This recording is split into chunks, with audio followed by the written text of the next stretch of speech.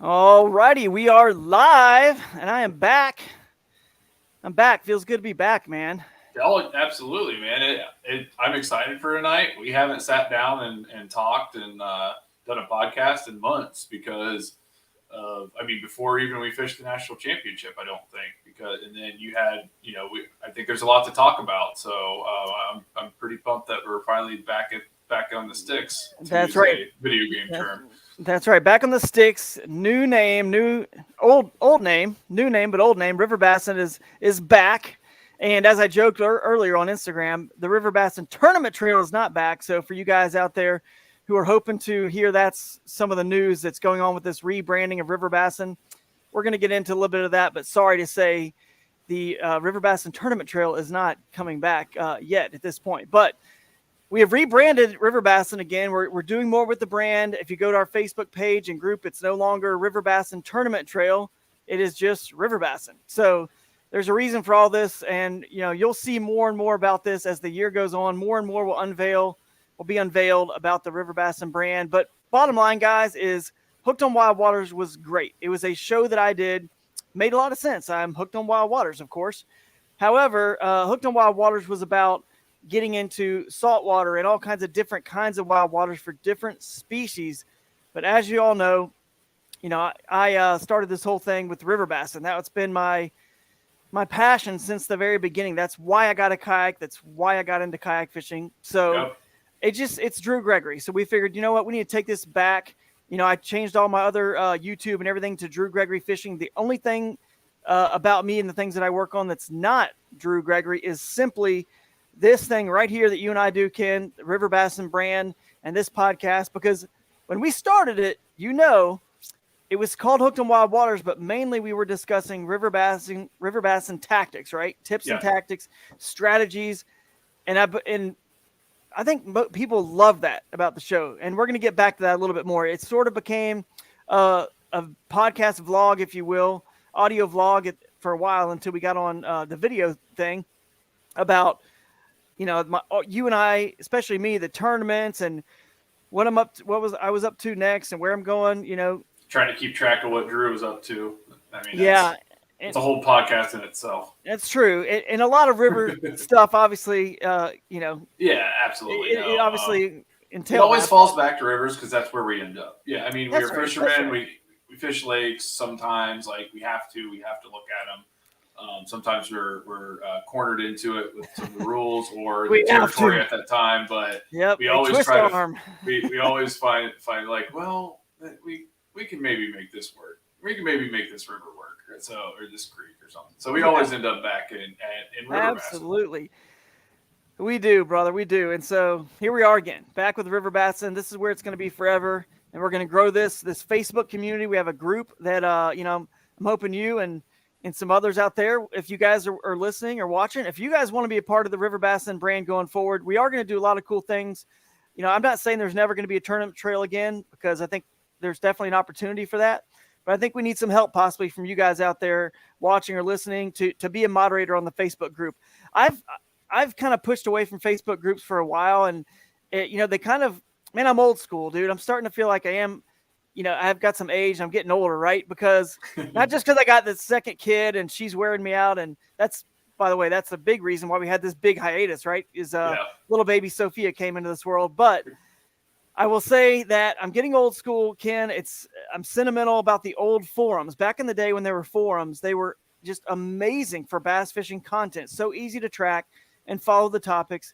Facebook came along, and for all the good Facebook does, the one thing they can never do as good as it used to be done was forums. The forums were way better and easier to track and follow the information and search. And I miss that, man. But let's face it, they're never coming Yeah. back unless Facebook develops a quote forum, a better forum. All we have is the groups, right? Yeah. So we need you guys out there possibly to help us. I think, Ken, you're going to be doing it too. I'll be on there. But we're going to start posting a little bit more in the River Bassin group on Facebook. And then, posting to the River Bassin page. And, of course, this podcast is streaming to that page now. And growing some things under the River Bassin brand, which I think is pretty cool. So, anyway, good to see so many of you guys out there watching tonight. And of course, all you guys who listen afterwards on the audio version, we really appreciate it. We apologize for going live right now. We didn't realize it. Not that you can help it anyway, but there's so many, kayak fishing podcasts these days. But the OG show from Paddle and Fin is live right now too. So they're down in Kissimmee right now for the KBF 10 Invitational, Pro Tour 10, all that stuff. But they are live now, and I'm hoping that some folks that are listening to that or watching that will come on over here, because this, guys, is going to be a long-form podcast, and we're going to go live once a month. Maybe eventually we'll go live a couple times a month, but it's a long-form, kind of like Ike Live, where we'll have probably a 45-minute segment, 45-minute segment, and 45-minute segment. For the audio version, we might cut up those three into three separate podcasts. What's Jake Horn saying? What is He's saying maybe MySpace. Go put your Dashboard Confessioner song on your page and go away, Jake. Good to see all the common cast of characters over there on the comments. Yeah. When you pause something for that long, you just wonder, like, is anyone going to kind of like come back and join in? And of course, as we keep doing this, they will. But here's the deal, guys. Here's why it's called Last Month Live, because Ken and I are revamping the River Bassin podcast. There's going to be more content than ever, and I will pull up my phone here. I'm going to tell you right now about it. So Last Month Live is basically going to be recapping all of the podcasts from the previous month that we've done, and anything else noteworthy in the kayak fishing / River Bassin community, but mainly just River Bassin content. We will talk some tournament stuff a little bit, but not a ton. But there will be different segments in the River Bassin podcast. Ken, you're doing a cool one that's called River Bassin Rivals, and I know you already interviewed Tim Perkins. Already started Tim Perkins, so that's going to go underneath the River Bassin podcast. That first one we might have to get looped back in somehow, but we'll make it happen. And we're also going to have I bought a lav mic that plugs straight into the iPhone, right? And a few other people might get those too. I might send them to some other real enthusiastic River Bassin folks who might want to, be a contributor to the River Bassin podcast. Think about the River Bassin podcast now as sort of like the Paddle and Fin Network a little bit. They got lots of different hosts, lots of different people out there contributing. If you guys are as passionate about rivers as we are, I know so many of you out there are, obviously, and you're trying to grow a name for yourself and do something more for your sponsors. Maybe if you do, go that route or doing tournaments and trying to get sponsors, we can get you a mic like that, and you can go out there and we'll say, hey, look, talk about this topic next time you're on the road driving, or next time you're at your house and you got some downtime. You're really good at this particular topic. If you can just talk about it. Now, trust me, it's not easy to sit there and talk by yourself without somebody. But a lot of you guys could do it. It's weird, man. If you're sitting there by yourself, it's a little bit weird. Yeah, because there's a difference. Like, a lot of people talk to themselves when they're working on something or whatever else, and it's just muttering something or complaining or if I did this, I did this. But you're basically public speaking by yourself in a car or by yourself in a room, and it's really weird because you don't have any interactions or nothing to react to of oh, they're really enjoying the segment and I'm going to continue on it because it looks like they're really into it, or they don't care about this at all, so I'm going to move on to the next topic. There's no flag or key or notification that you need to keep moving on or anything like that. So it's definitely weird to kind of sit and just talk to an empty room to record something like that. But once you get it, it's also nobody's judging you, so just keep trying until it sounds better. I mean, you're sitting by yourself. The other thing you could do, we'll get it figured out, but we might could send you some questions, and basically you just look at your sheet, answer the questions, or you could call someone and record it on your phone. Either way, if you get us the audio clip, we can make you a segment potentially on the River Bassin podcast feed. So that's the goal. So River Bassin Rivals, and then of course guest segments. I bought the lav mic because I'm traveling so much in tournaments. I thought, man, this would be a perfect way for me just to go off on a subject. And what I thought we'll do, and I think I've told you about this already, Ken, some of the stuff tonight's kind of a surprise, I know, for you. But another segment's going to be called, that I'm really excited about, is River Bassin definitions. Because there's so many things in the River Bassin verbiage that people don't know what it is. They don't understand. And so what I'm going to try to do, we're actually going to start with one today. It's our first guest that's coming up, as you can see on the little ticker at the bottom of the screen. we're going to talk about trophic upsurge. That was one of my favorite little snippets that Dr. Salmons talked about with us on the long podcast we did with him about all the river bass A species. lot of information in that one. If you guys want to cycle back to that, re-listen to it. I need to. I should, because there's a lot of good info in there that Dr. Salmons brought to the table that just makes you a better angler just by having that knowledge. So yeah, exactly. So trophic upsurge is not a unique term to. It's probably more used in lakes, honestly, than rivers. But we'll explain why I'm doing that first. But either way, we'll do a topic on, just maybe the river basin definitions. I'll talk about, shoals and rapids and pools and runs and all the terms we use, push water, the pressure waves, the push water, the current seams, stuff like that. Just so you guys have an audio library as you're, working out at the gym or mowing the lawn, or in my case, this time of year, you and I's case, snow blowing to clear snow. Put the headphones on, soak up these definitions so you continue to soak up your, vocabulary and your knowledge about catching bass and rivers.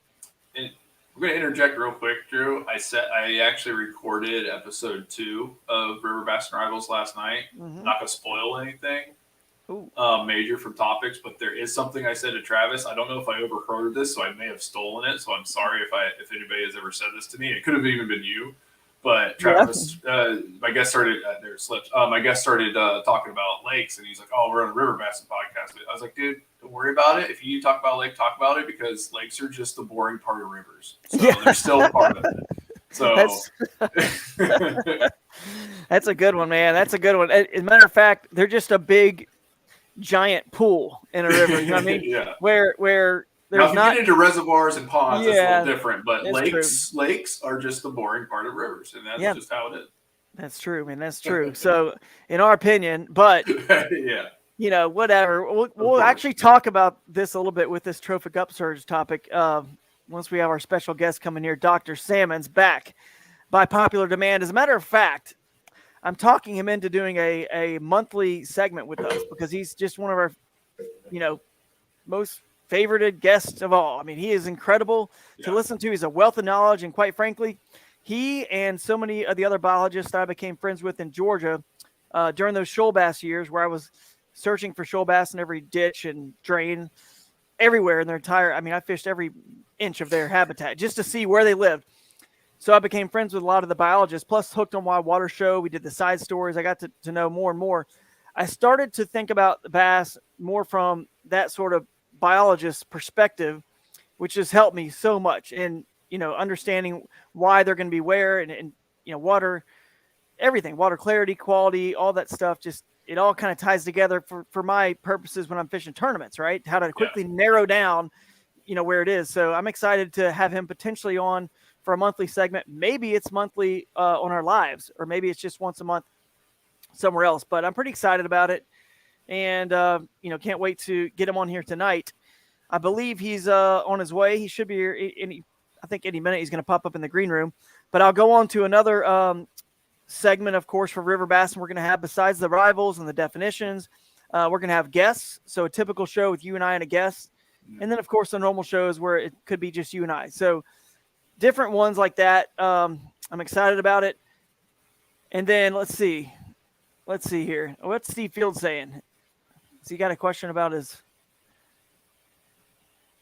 He's not sure. Are you hearing like a fuzz? Is anybody hearing a fuzz from Ken's mic? Is that what he's asking? I don't understand what he's saying. I don't either, but I hear a little bit, but it's not going to stop us from rolling on. It's like a feedback or something, but it's not that bad. But anyway, good to see everybody back on. The other thing I'm going to mention is I'm working with a guy to revamp my own personal website as well, just as a, an angler, right, in the, sport of this fishing industry, right? An updated website, because right now it's hookedonwildwaters.com, and I really want to get everything switched over from that, to Drew Gregory or River Bassin. So he's building a new Drew Gregory website for me, and a lot of cool stuff is going to be on there. I've got actually this cool spreadsheet that's actually going to get embedded into my website, not like a spreadsheet so much, but it's going to show all my tournament statistics and data and stuff like that. I mean, you can see my average percent finish every single tournament, my entire history from when I really started this stuff about 2.5 years ago. So it's kind of, that's kind of cool. I'm going to have, where I'm going to be when our River Bassin lives are going to be, any of my signature series or projects that I'm working on there listed as well. So people can kind of know the stuff I've kind of helped develop and whatnot. There's just a lot of cool stuff that's going to be on there. One of the things that I haven't even told you about, Ken, is remember when we were doing those guided trips, or really they were River Bassin lessons, or I was quote unquote hired by our good buddy Nick Robinson to be his River Bassin coach, and I coached him for several trips. I don't know, went on like 4 trips or something. But they were long weekend trips, like 2 and 3 day trips, staying in the Airbnb together, where we're working on, some stuff on the computer with, mapping and study like that. We were also doing on the water skills, and a lot of it wasn't fishing. It's not a guide trip like I'm putting people on fish, just cast right there and catch them. It's really, really getting into his head.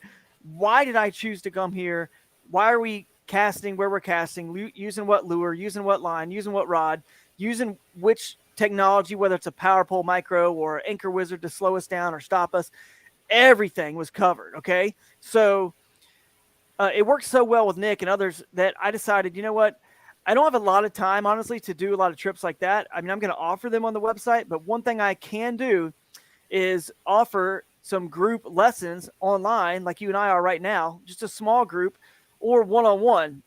Honestly, I don't think it's a bad thing to be in a group of 4 or 5 people, because someone may have a question that you may not have. You know what I mean? That you wouldn't necessarily think of, right, that information is going to be beneficial to you, like if it's answered. Yeah, absolutely. Exactly. So I'm going to do some stuff like that. It's a little similar to what Frank Scalish is doing with the locker room. I think it's what it's called on Bass Talk Live. If you guys ever watch that show, basically just, here, let me give you an example. Back in the day when I was going down to the Florida Keys, Randy Morrow was on the Jackson kayak team with us, and we would go down there, and he is a guide for the Florida Keys for fishing, right? But he didn't start off as a guide. He's just a guy that's he's a Florida Keys whisperer. He's lived there all his life. He's guided paddling trips, and then he started fishing. He's been all over them. He understands how that whole ecosystem works, because the Atlantic and the Gulf are coming, against each other, different tides, but there's islands, so it's all the water's going through. So it's weird how it's going to all work with all those islands and the water moving. It's you can never figure it out in a million years. So when I went down there, I don't know how many times, like 5 or 6, 7 times with him, the stuff he would teach me about stalking those fish and how those tides work and the wind and where you need to be with the banks, in relation to that wind, and the sun behind your back for sight fishing and the angle. So if the sun needs to be behind my back because it's going to be in that direction, I need to be on this bank because the wind's coming this way. And then I'm going to be over here because the tide's doing this. It's crazy. All this stuff, crazy. It took him a lifetime, pretty much. I'm talking like decades to figure all this out and learn it. He taught me that in just a few trips, and I had it down. Now, I didn't pay for it because he was a friend of mine, and he just was on the Jackson team. I'd helped get him on the team and introduce him to the folks there. But he's a guide now, and so whenever people ask me, going down to the Keys, they'll say, I'll tell them, go get. Pay for a guide trip with Randy Morrow, because you can either go down there and pay to go down there 50 times and learn it by yourself, or go on 1 or 2 trips with him, just 1 or 2, and he can teach you all that, and the time and the money that it'll take you to do as many trips down there and fish, that much time to learn it, he can save you in just a couple trips. Yep. If you're willing to go down there as more of a lesson, not, if you're really trying to learn this stuff. So that's kind of my philosophy. I hate kind of like taking, money for quote guide trips and whatever. It's just never been something I've been a fan of. But then when I realized, it's a disservice to everyone out there who's really trying to learn this craft, rivers. And I've got so many, I always joke, man, that I was single till 35 when I met my wife, and I never really had a long-term girlfriend, maybe one girlfriend for 1 year. And so I always just joke that I dated the river. I mean, that's all I did was just fish. And so I've probably forgotten more than most people will learn about river bass fishing, quite frankly.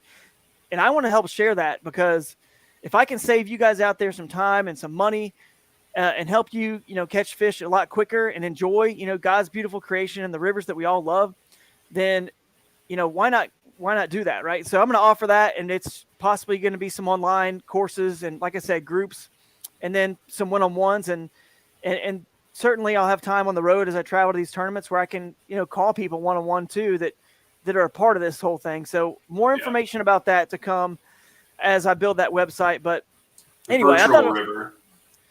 That's right. Virtual river, if you will. That's right. The virtual river, man. Hey, the cool thing is when we're online like this too, we can share our screens. I can share maps with, the students that are wanting to learn more about this. I will say this. I'm happy to do it. And as a lot of you guys know, I do, fish rivers and creeks primarily in the tournaments. I try to find rivers and creeks. But, I'd rather not share this information with someone who's fishing at the highest level in tournaments to try to use it against me. I don't like that.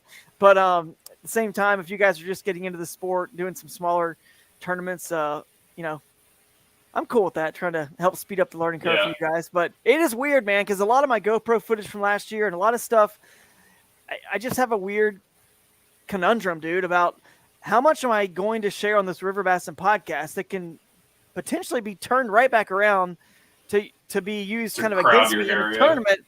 Yeah, or used. Yeah, exactly. But here's what's crazy is, all right, think about it. Golf, tennis, baseball, whatever. There is no other sport other than, I'm sure there's probably one other sport or a few maybe I'm not thinking of, but I can't think of any other sport where literally you can watch a podcast like you're watching right now or listening.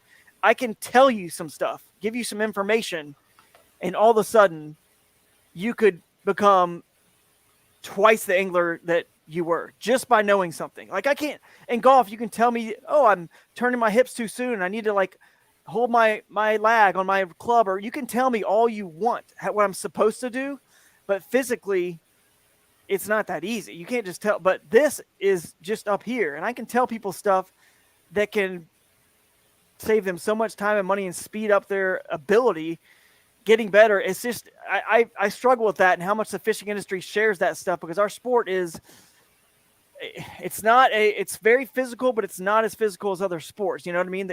Once you get to the point you can cast accurately at the highest level, they all can cast accurately. You know what I mean? So at some point, it's not even about that. It's about where you're casting, why you're doing what you're doing, and that's the stuff that I can just convey just verbally, right? And I can tell everybody all the secrets, and I feel like they'd be, right there. So I struggle with that in this sport, man. But how much for the private lessons? I don't know, guys. That's a good question. That's a real good question. I got to think about that. But as this new website of mine gets built, I'm going to do that, because I thought about how I don't want to offer guided trips again, really for this year, because I'm just real slammed with the newborn and the tournament schedule and some other projects and stuff that you and I are working on that we can't even talk about right now. Yeah. But I'm still going to offer some, and maybe we can make them for later in the year. But I just wanted to make sure I could do something, you know what I mean, for people that want this information.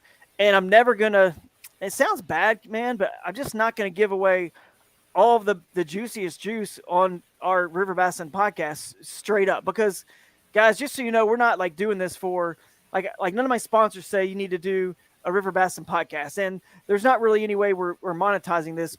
Really, right now at least, we're just doing it because we love the sport and it's a lot of fun for us. But if we are, I've never seen any of it. So yeah, but maybe we can in the future, sure. But the thing is, it's just, here's a way I can actually monetize it. In some way, and also benefit you guys who are listening, who are, want this information and are willing to pay for it. Because I know, if I was in a different situation and wasn't married, if I was married young and had the 2 kids, which I have now, I understand. Time in the water is king, man. It's king. And I've had so much of it in my lifetime that, I just feel like if you're in a situation where you can't get on the water as much, but I can help you learn, then why not at least offer it? So I'm going to offer it. Let's see if anybody, takes us up on it. And if not, that's fine too. But yeah, I think it'll be fun. And let's see. Good idea. Yeah. Yeah. Let me see if Steve is getting on here soon.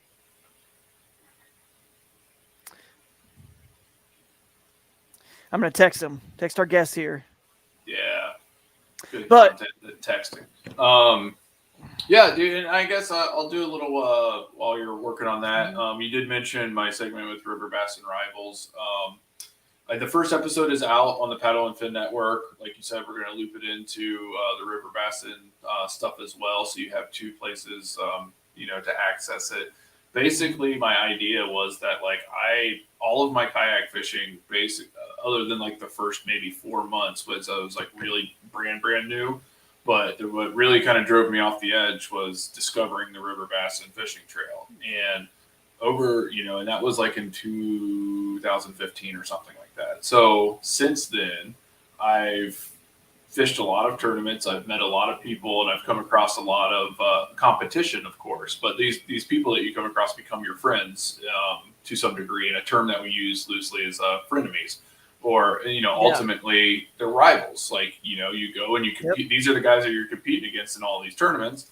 Yet you become friendly with them. You do shuttles with them. You share techniques. You share equipment. Once you start to, because like everybody's real secretive about like their techniques and stuff and like their things. But once you like make that friend and there's a little bit of give and take and they know something that you don't, like you start to share a little bit of those pieces of information with those friends of yours. So like, you make the friends and you may make them a little bit better, but what they give you may push you over top at that one other time or make you better in a different scenario. So basically the point of it is I've made a bunch of these like River Bassin friends in this community, and I'm kind of searching through them and wanting to highlight anglers, whether they're continuing to fish like Tim Perkins does do higher end stuff like national tournaments and whatever else, and a lot of them will.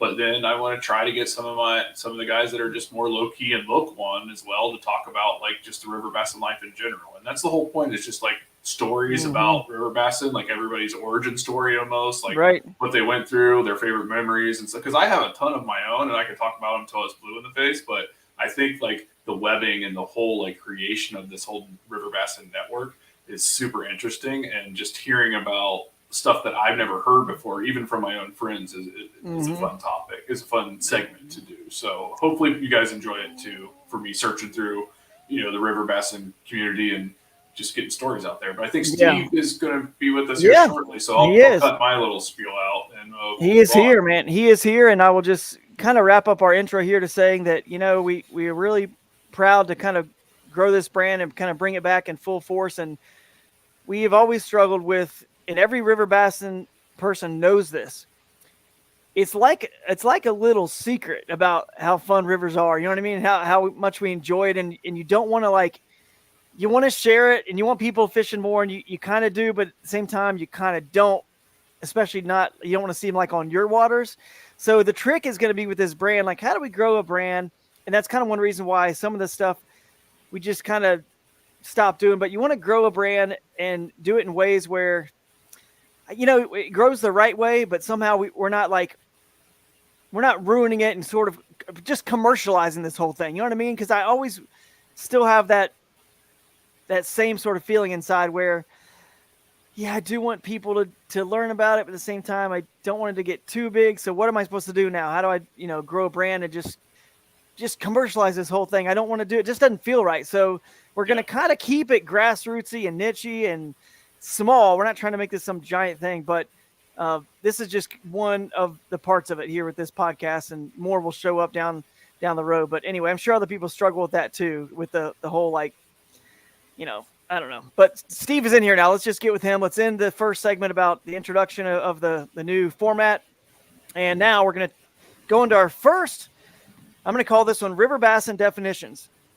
Even though, like I said, technically this is not exclusive to rivers, and it's probably even more fitting to a lake, but trophic upsurge. But let's get Dr. Salmons in here to talk about this. All right, there he is. And Ken, you can mute yours if you want, if you're not talking. Hey, Steve. Hey, how are y'all? Doing great, man. Doing great. How are you doing? Oh, man.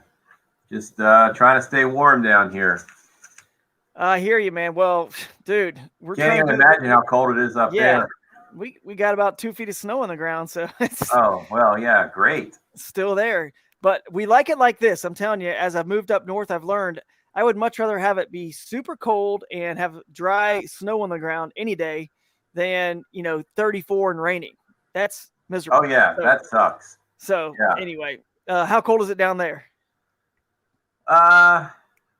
Well, it's been all week. It's been pretty much highs in the low 50s, and the lows are hovering around freezing, even a little below freezing, which is cold for here. Yeah, very cold. So And you're there's down some in. winters we don't even see that. You guys may remember Dr. Steve Salmons from Auburn University. He's right there. So it typically does not get that cold. If you can too, tilt your camera down a teeny bit. Can you do that possibly? Or you're good now. Now you're in the screen. There you go. Perfect. Let's see. But That's better. yeah. So fisheries biologist there. Is that what's your technical title again? So I don't mess this up. I'm a research fellow. Is what the official designation is. It just means I'm not a faculty member. I'm basically a researcher. So I run a lab down here, and we have really ever since you've known me anyway, we've worked on rivers and streams. Prior to that, I was more of a reservoir biologist. So I've kind of done both. Yeah, exactly. And like we said before, guys, go back and listen. The podcast, that long form podcast that we did about the black bass species was incredible. You know how many people just don't even understand? I mean, in the mainstream bass fishing world, where you would think they would understand more, like like the big bass boat world and the big tournaments, and they do a lot for conservation, they do a lot for the fish, for the bass, but because a lot of these rare species only live in rivers, they just don't know a lot about them because they don't really play in tournaments. It's mainly just smallmouth, as largemouth and spotted bass that ever play in any of these big, tournaments. So it was cool podcast because I'll go on and hear other big mainstream fishing podcasts, and people just have no clue what, still about the Alabama bass being different from the spotted bass, or even what a shoal bass is. And, that's just a cross between a smallmouth and a spotted bass. Things that they're confused. And it's just incredible that this little niche, the river bass and, anglers and family, we just, it's not like, I'm not saying we're like better because we're more intelligent on this stuff, but it seems like we care about, like this more than they do. And so we kind of do know a lot more about the black bass family as a whole than this big giant, monster of a entity, all these entities that are building their whole, business around black bass. So It's pretty cool, man, that you get to do that for a living. So you guys out there, if you want to ever learn about this and do what Steve does, it's possible to just do research on bass for a living. So pretty amazing. And we're going to talk about a term that you mentioned to us in that long form podcast. And this is a segment we're calling the River Bassin definitions. So we're going to title, bless you. We're going to title a lot of our River Bassin podcast episodes, and some of them may not be video. These might just even be audio where I'm wearing a mic, driving down the interstate, and I'm thinking about, I need to teach somebody, out there about this term or this, whatever. So today's term I want to talk about, and it gets a little bit lakey too, which is fine because everyone listening, we fish lakes too and rivers. But this trophic upsurge has got me just thinking so much about the entire lake and rivers and how they all connect. And, it kind of sounds like a band name. So that's a new band name I call it, Trophic Upsurge. But other than that, like, I want you to quickly explain it, or do you want me to explain it? And then you tell me where I'm wrong, because I want to know if I've got this right, because it's helped me in tournaments sort of figure out what's going on. You want me to try to explain this thing? And you just so the classic definition of trophic upsurge is really a reservoir term, right? And this is something that, frankly, no one really experiences much anymore, because it refers to the early parts of a reservoir's life. And so what happens when you flood a river valley and turn it into a reservoir is you're flooding all the terrestrial stuff that was there before, all the trees, the bushes, literally the leaves on the ground, all that kind of stuff. And so you flood it, you turn it into a reservoir, and of course that stuff starts to decay and releases a lot of nutrients into the water. And so your initial beginnings of a reservoir, the fish biomass just surges upward along with the nutrients. And so that's one reason why everyone says, everyone says, I don't know if they say it that much anymore, but back when I first started back in the 90s, and some of these were, you rubbed shoulders with a lot of people who fished some of these reservoirs when they were first being filled. You always could hear, the best fishing in the reservoir was, 8 to 15 years after Right. the dam was closed. And they're not wrong. It happens quite rapidly. And so if you look at if you picture in your head a typical graph where the y-axis is nutrients, fish biomass, whatever, some measure of that, and the x is time, that it looks like this big, upsurge, Right. then it starts dropping off again. And what happens is eventually you have all that stuff is decayed, and the nutrients are now gone, and it goes back down to the new normal. Yeah. And that becomes the new normal of a reservoir's trophic state, if you will, which is basically productivity, is basically more the water that's coming into the reservoir. How rich is that? And that becomes your new normal of your biomass, and theoretically it gets relatively level for the rest of the time that the reservoir is there. Now, it isn't, because there's things that can change that. We've seen that more than once, where there's a city upstream of a reservoir, and one of two things can happen. One is that it keeps getting bigger, and more nutrients, i.e. sewage, are being dumped into the water, and so your trophic state goes up for a while. Or what we've had documented at least 2 separate times that I can think of, one in Virginia and one right down the road from me at West Point, was where the city in question was dumping all kinds of nasty stuff in there, and then they cleaned their act up. And so the lake in Virginia is Smith Mountain Lake. Yeah. It's on the Roanoke River. It's downstream of Roanoke, Virginia. In 1975, they put in a advanced wastewater treatment plant, and it cut the nutrients flowing into the lake by 75%. And guess what? It also cut the fish biomass by 75%. And that's the new normal there.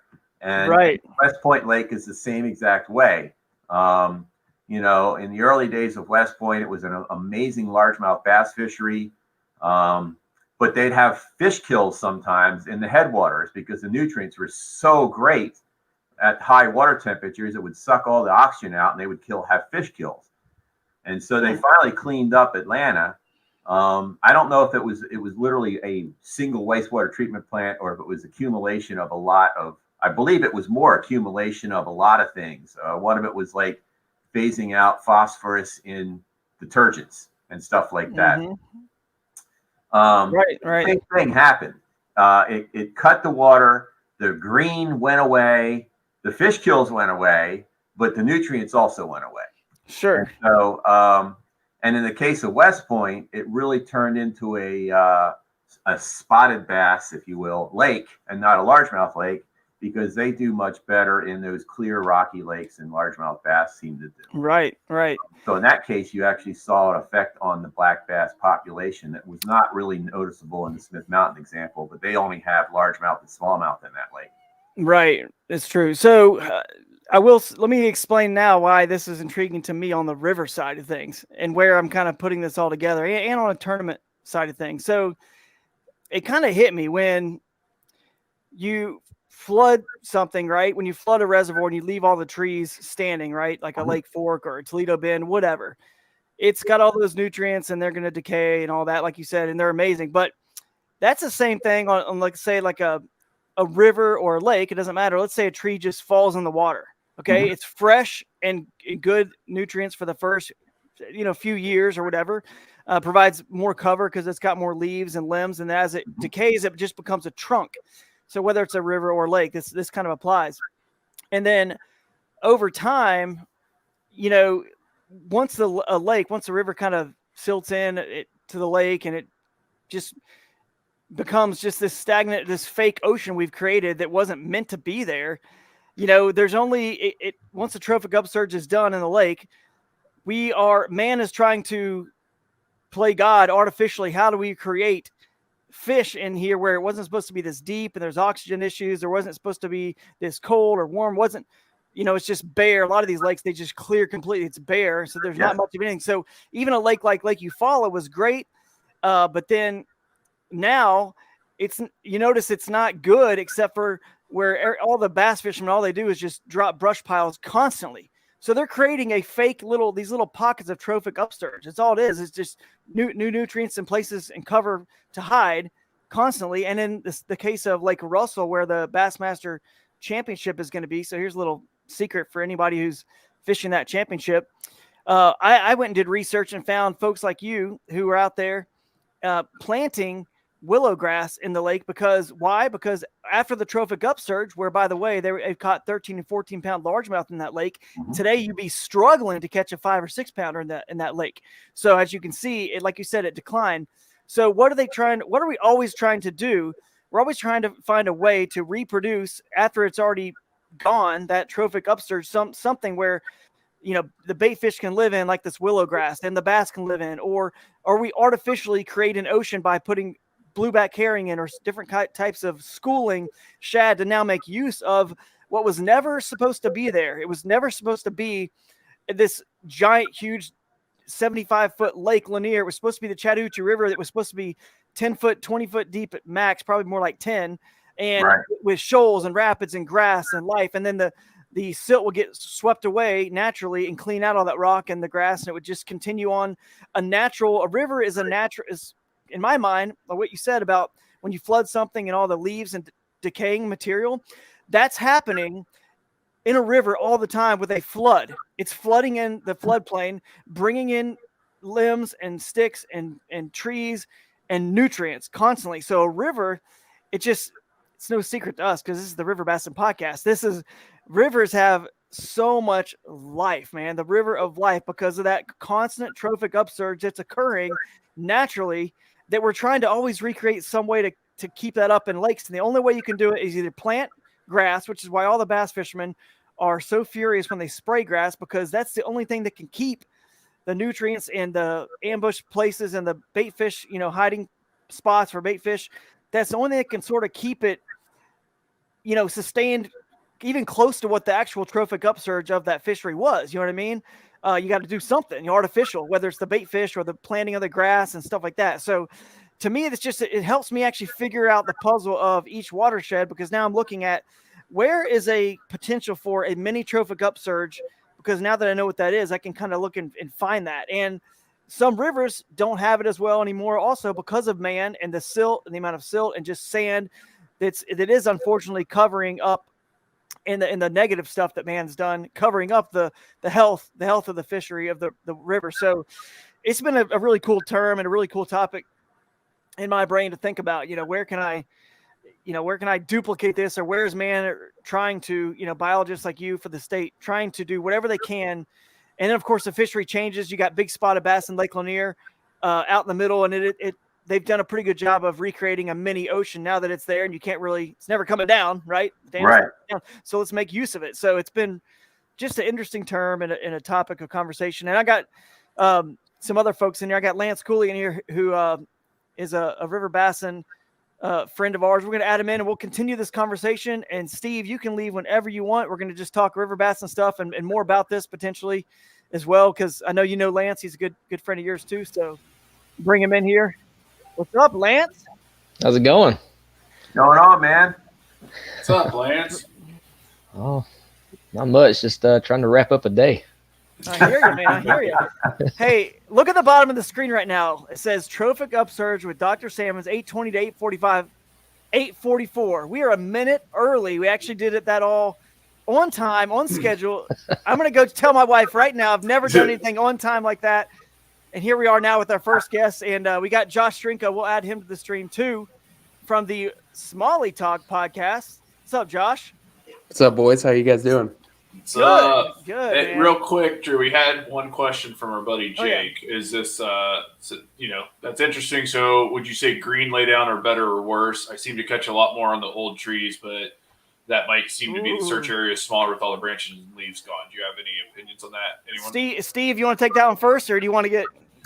I'll agree with him. I will agree with him in a heartbeat. So, I mean, fish don't have satellites. They don't have webcams or out looking at things. I mean, they take a while to figure out, to find those places. And I'll tell you, the green leaves and all, that don't last long. If you see a tree with green leaves, it's probably been in the water less than 6 months. And if it's in the summer, probably less than 3. So it takes a fish a while to get on those things. And in a lot of cases, a fish like a bass is not in a vacuum moving to that tree. It's waiting for fish that it wants to eat to move on that tree. Right. Okay. And so what really happens when a tree falls in the water is you get periphyton and stuff like that starting to colonize the leaves. And then you get the minnows coming in to start eating the periphyton and the bluegills. And then you have, small bass moving in to start taking care of like the insects that are around there and all that. And also the insects colonize the tree as well to eat the periphyton. And the bluegills come to eat the insects. And so it takes a while for all that to happen. And then at that point, it becomes a lot more attractive for bass to show up. So it's not just tree falls in the water, bass, flock to it. It's not that way. It's an entire trophic progress that happens. Awesome. And then once all those leaves are gone, you still have that kind of stuff. I mean, it's not just the leaves, the bark and all. Yep. I mean, I don't know how many times. I mean, you don't normally go, take a dip and go, snorkel around a tree or all. But I mean, I'm sure I know I have, and I'm sure you guys have too. You hang up something on a branch and you break it off, and it comes into the boat. And if you grab it, it doesn't feel like a branch that's laying in the woods somewhere. It's like it feels greased, slimy. And that is the periphyton that is on it. That that everything else is coming to hang out, to take advantage of. So I totally agree that the longer the things in the water, the better, up to a point. And unless it's a really big tree, when the branches, not the leaves, but the branches start falling off, it becomes a lot more simple, not as complex. It's not going to be as good. Right. I mean, there's always going to be something hanging on there, but it might be literally like one bass or maybe 2. Yeah. But if you have a more complex one with a lot of branches, then they can space themselves out more. I mean, they're not a schooling fish generally. They're more of an ambush predator kind of thing. So they need some space in order there to be a lot of fish on the tree. Yeah. So there's my 2 cents. That's a great comment, man. This is the River Bassin podcast right here, buddy. Now we're learning something. I'll quickly chime in and I'm going to get Josh and Lance on here and get some comments from you guys about that. Steve, you said pretty much what I was going to say, except for with a lot, fancier words, science words. Yeah. But basically the way I understand it is it's like almost too toxic at the very beginning. Like that all that decaying matter right there is almost like too much for the bass per se. And it depends if it's a river and there's flowing water, maybe not, but it doesn't take long for it to decay. And like you said, the small insects get to it first, and then the bass, find it not too much longer. And then of course, because that's where the brim and all the other fish are going to eat those little insects, and then the bass are there hiding in it. And then eventually when it's just a trunk, then it's not going to hold as many. But anyway, that's a great question. The only thing I'll say to add on to this is, if you ever have gone just looking for crawfish or insects at all in a river or creek, if you flip over rocks and you flip over wood that's on the water, you're going to see twice as many insects and hellgrammites and other little aquatic insects on the wood. If you ever notice that. And that should give you a clue right now. My God, I'm giving away secrets that can help people in tournaments, but I'm doing it anyway. The the wood is more, you know what I'm saying? It's more fertile in terms of it's got more nutrients in it, and therefore more aquatic insects. And then if you can imagine the aquatic insects, the more there are, obviously, the more fish are going to be over there eating them and around them to boot. So then the bigger fish are going to be there as well. But anyway. So, Lance, Josh, you guys got any comments about that? Or you guys are River Bassin pros, man. I mean, experts in this field. You mentioned the wood being more fertile than the rocks. And one thing, I'm trying to learn lake stuff a little more, especially grass lakes, which everybody seems to love. I'm trying to make a gear shift on that. And one thing that kind of clicked with me in kind of making that gear change is a grass flat is kind of like a shoal, and the best shoals, the rocks aren't bare. They have a grass mat over them, or at least part of them anyway. Yeah. So that's kind of helped me transition to some of these grass lakes, is just to think of it as a shoal, a big rock flat. Usually there's grass present anyway. There's just the only thing I'm missing is a ton of current. So yeah. Just trying to find those same irregularities and fishing it that way. So yeah, that's true. That's a good way of putting it too. It is. And yeah. Because just like a shoal, there's sweet spots in the grass flat. It's they're not everywhere in there. Exactly. Yeah. And the grass is kind of doing something that, rock can't really do as much either. More aquatic insects are going to be on that. So, it's more like the wood. It's going to be a little bit healthier, and little bait fish can live there a little easier and stuff. So, rocks are great. Don't get me wrong. We got rivers and streams, and Josh, you fish a lot of them where, rocks are definitely present and important. And if that's all you got, then that's all you got. But if you can ever find, if you got a stream with a bunch of rock and there is some wood, especially in a sweet spot, on a bend or in the push water, or right at the bottom of a shoal or rapid in the pool where the current's kind of flowing into it. That combination is really, I think what they love even more. But Josh, tell us a little bit about what you think about this topic, or anything to add here. Yeah. So what I thought was interesting, going back to the old and new tree thing, which Dr. Salmon just makes us all look stupid when we're on a podcast with him. So I'm like, I don't know if I've ever thought about that. I just see a tree and I go fish it. Yeah. But I throw lures at that thing in the water over there. Yeah. Well, what I was thinking, like something I always notice that on the river is, if you fish a free flowing river, it's amazing from really, season to season, how much those can change.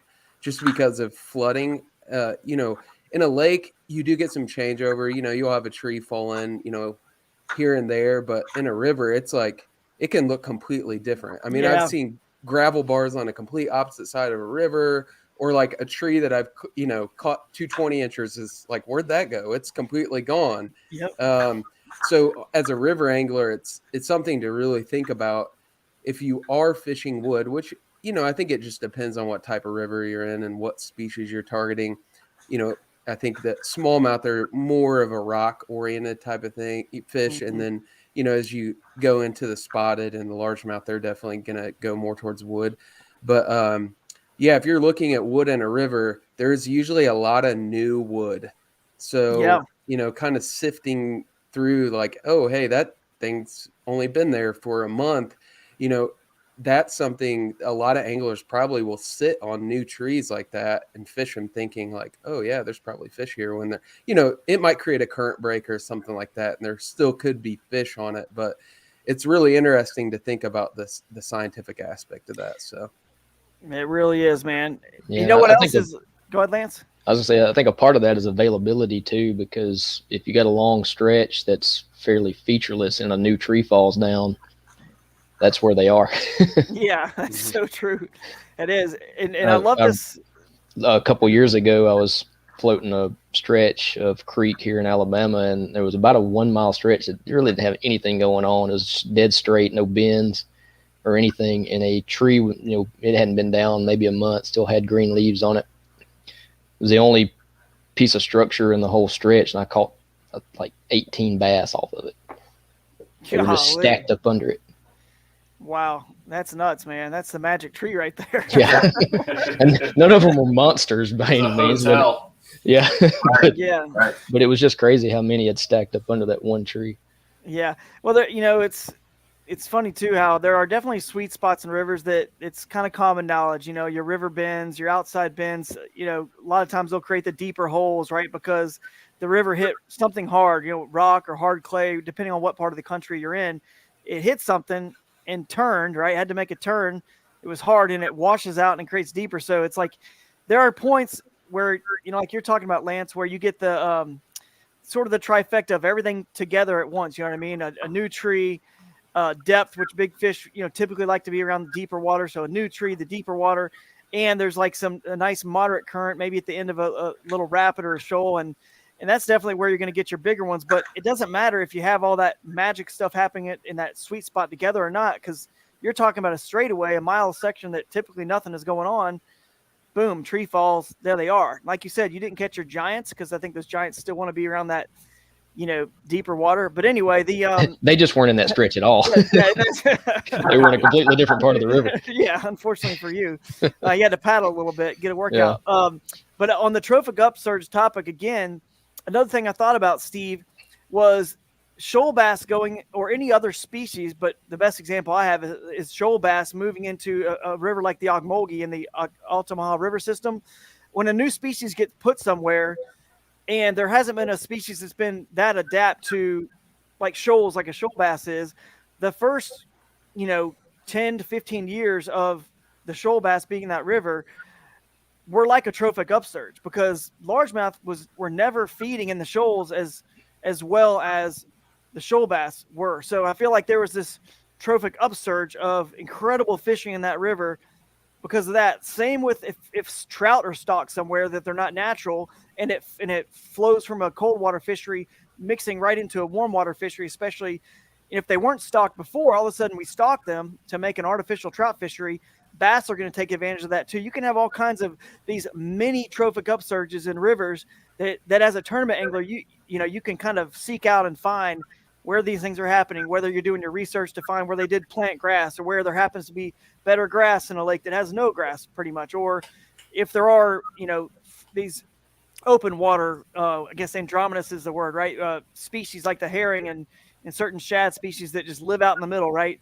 So that's kind of been where my head's been going with it concerning rivers and tournaments and lakes, and this trophic upsurge is, in my mind, it's all trophic upsurge. Whenever something new just gets dumped in, it's just a mini one. And that's where I'm going to try to find, the fish. So, yeah, when you first put a species in somewhere, a lot of times what happens, and we've seen this a lot with these Alabama bass lately, they skyrocket. They almost have an exponential growth in the beginning, and they kind of shoot past carrying capacity and then drop back down to earth.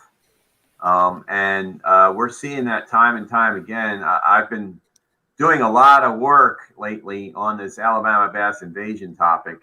I've got data from 5 different states right now, trend data, and you see that a lot where it peaks and then it drops just a little bit, but it drops. And I suspect that's exactly. Oh, by the way, we've seen that with the quote unquote spotted bass in the Flint River. Right. The part I worked on, the part you fish. Same thing. I mean, when I was there, they were still in that exponential phase of growth, and they were everywhere, and they've backed off. They're not nearly as abundant now as they were back in 2010 and 11.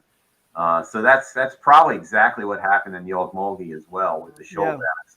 And I suspect their abundance is a bit lower than it was 15 years ago, for instance. And they didn't really affect largemouths, but of course that came at the expense of Altamaha bass, which are pretty much extirpated from that river. Yeah, for sure. Well, you guys want to talk about a new topic here? Move on to basically what's going on with this season, being winter, about to be getting into like early spring, but late winter here. Let's go a little round table on where you guys feel like some of the best tactics, best places to find river bass this time of year in such cold water. Josh, again, we've mentioned it before. If you guys haven't heard, Josh is with the Smalley Talk podcast. Your co-host, Chris. Awesome job. I've been on that podcast before. You guys do an incredible job. Steve's been on the podcast before. Give that podcast a listen. This is River Bassin is not about, hey everyone, we just want you to come and only care about this podcast. If you have a passion for rivers, and then we want to have you on this podcast and share your podcast too. We're not, we're not selfish in this whole endeavor. We know there's other people out there, so we're welcoming of other people with podcasts, and encourage you guys to listen to Josh and Chris's. But so anyway, I want to talk about, where do you think, you're a smallmouth angler, mainly fishing like what, Indiana, Michigan, some, and other surrounding states. Is that right? As many as my wife will let me. Yeah. That's right. So in a month or so, and when things get a little bit warmer and you get out there, and you're kind of looking at that early spring, late winter, trying to get out there, what are some of your best strategies and places you seem to find the smallies holding? Let's give some juice here.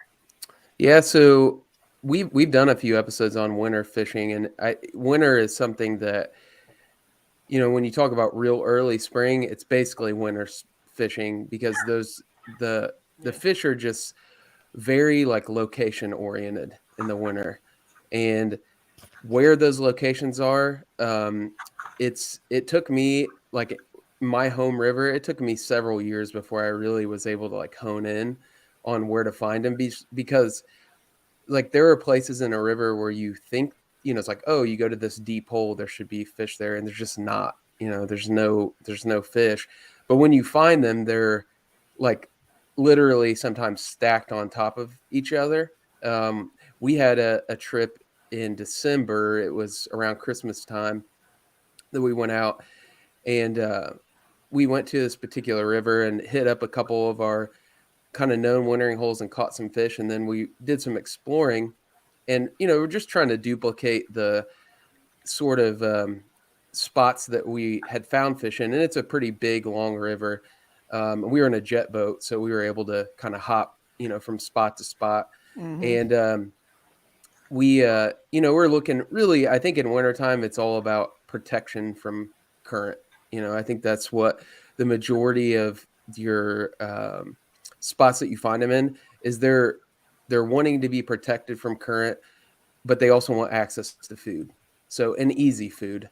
And we had this area that we're like, oh, we've caught fish here before. We kind of struck out and went across the river up just a little ways. And there's this little eddy. I mean, it couldn't have been longer than 30 yards long and maybe 30 yards deep. Really, really small eddy. Had some depth. It wasn't a ton of depth. It's like 5 or 6 feet. And first cast, I got just slammed on bottom. And so we were like, all right, let's stop here and fish for a little bit. We proceeded in an hour to catch a smallmouth on every single cast in a 30 by 30 yard area. And wow, it was almost unbelievable how, like, I was like, I can't believe there's this many fish here. We just kept catching them. Then we had over 100 fish a day. And it was like, I think it was the day, like 2 days before Christmas, something like that. It's super cold. The water temperature was like maybe like 38, 39. And, in the wintertime, I think it's all about like putting in your time and doing your research, and you find where those fish are. And I found it's easiest to find those spots in the fall, because in like late fall, when the fish are a little bit more active and you can catch them on some moving stuff, and you'll find them like at the top of the hole or the bottom of the hole. And then in the wintertime, they usually go to the bottom of it, at the deepest part. And they just, some days, I think you play the warming trends in the wintertime. So right. Like, you go out when it's been 20 degrees out for 2 weeks, you're probably not going to do very well. You might catch a couple. But if you go out when it's like 50 degrees, 55 degrees, like 2 or 3 days in a row, then you go to those spots and those fish are sort of juiced up, and they have that window where their metabolism's going a little bit more, and they can eat. And something really interesting on our last episode, we had a guy on. He's another, we call him Dr. Mudbug. He's like a crayfish biologist. Yeah. And Steve, you probably know what I'm getting ready to say, but he was aging smallmouth through scales, and he was saying on the rings of the scale, you can actually visibly see like a 3 or 4 day warming trend in the wintertime because their metabolism spikes, which is, I was like, that's nuts. But yeah, that's, That's crazy. Winter fishing is hard and it's boring 95% of the time, but you'll get those days where it's just like the perfect conditions, and yeah, you can kill them. So Wow. That's good stuff, man. Ken, you got anything to add about winter fishing, or how experienced are you in winter in the rivers? I know up here you don't do it probably as much until it warms up later in what? You know what I do March, for winter time?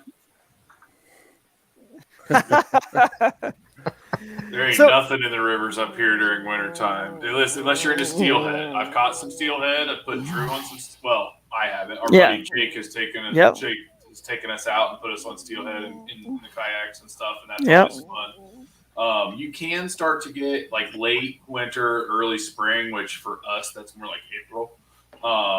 You can start to get a really fun time of year if you're comfortable going out on the big lake, like Lake Erie, where like things are starting to mix. The steelhead are coming back out of the rivers, and the smallmouth are going back into the rivers.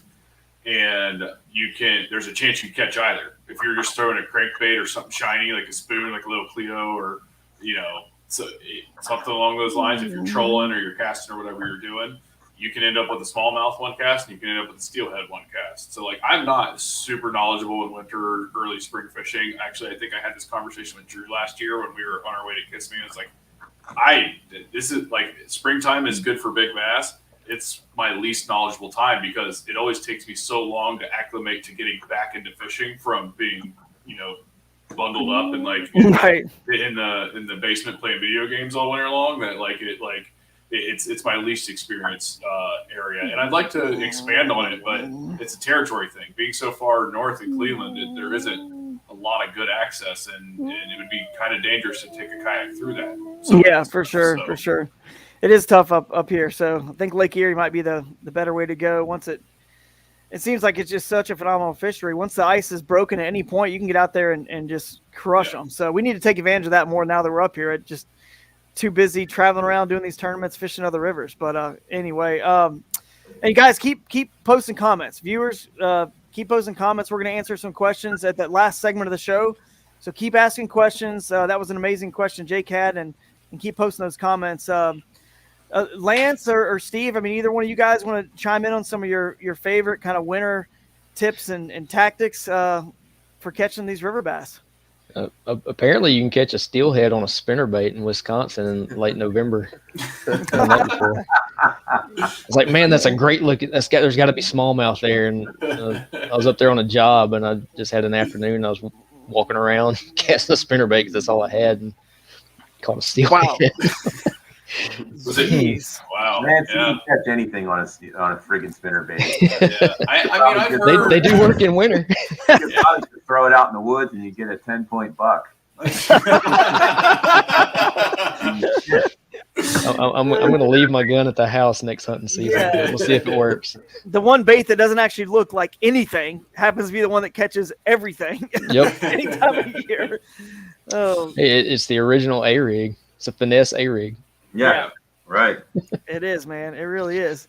But yeah. So, what do you think, Lance? Wintertime, early spring. Where are you looking in a river? What are you throwing? I know Josh talked a little bit about where he's looking. I'm sure it's the same for you. But let's talk maybe a little bit about, what are you throwing? So, I don't see large accumulations of fish with the Alabama bass. They seem to stay. I mean, they're in certain locations, but I don't see anything like what Josh was describing. But usually there's some sort of access. There's like a high water refuge nearby, so either a creek mouth or an inside bend where if the river gets up, they can easily get out of the current. Usually rock. They like to stick around hard cover that time of year. And I throw a jig a lot, especially if it's really cold. If we're on a warming trend. The spinnerbait works great. I figured that was coming. Yeah. and I've actually started, hadn't tried a whole lot yet. Hadn't been out too much this winter, but I've started trying to throw an A-rig in the river, and I've caught some fish on it. So I don't see any reason why that wouldn't work. This comment here is really meant for the summer. I don't know what podcast you're listening to. This is a summertime comment. Plop till you drop. Plop till you drop. Don't stop. Let it plop. All right. I mean, I'm usually all about that game. Like that's more my language, but it is inappropriate for the topic at hand. Yeah. You know what's funny is I spent several weeks in Ohio, eastern Ohio, right over there by the little finger of West Virginia. And what time of year was that? I think that was February or something. It was cold. And you didn't call me. No, this was years ago. There was snow on the ground. I remember that. And I was up there long enough where I actually signed up with the local fishing forum, like Ohio. I don't remember what the name of it was, but ended up meeting up with a guy, and we fished one of the local creeks, and it was so cold, and he was swearing like, dude, just get a tri-blade white buzzbait and just roll it as slow as you can. And I didn't have one, but the only thing I had was a devil's horse that I could move slow on top. I caught a smallmouth on top water in February in Ohio. That's wild. Wow, that is wild. Actually, I caught a couple. I mean, that's crazy. Which is actually a question I was going to have for Steve, because Josh, you were talking about the hole they were stacked up was 5 foot deep, and most rivers we're talking about, just so everyone knows, with the River Bassin podcast, we're not talking about the mighty Mississippi.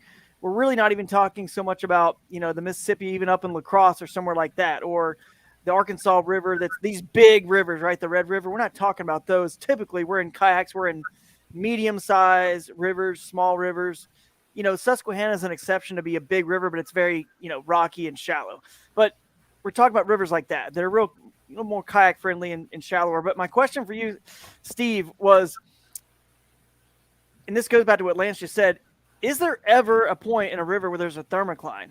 Do they ever hold below that, or they rarely, in the rivers we're talking about, rarely ever get that deep? Because then I would guess, based on my experience and what Lance and Josh is everyone's saying, because Josh is catching a ton of fish in 5 foot in winter, Lance is catching them on top water, that there's too much current and just stirring things up. There never really is a thermocline. Therefore, we often probably think they have to be super deep, like we're thinking in a lake, but really they don't have to be, as evidenced by 5 foot in top water, right? I mean, yeah. So I could just simply answer the question and say no, which is true. But just for education purposes, I suppose, if nothing else, you have to think about, what is a thermocline? Why does a thermocline form? Why is it possible for a thermocline to form? And the answer is because the water is a very odd compound. So its density changes with temperature. So that's why a thermocline forms. Water is at its absolute densest at 38 degrees Fahrenheit.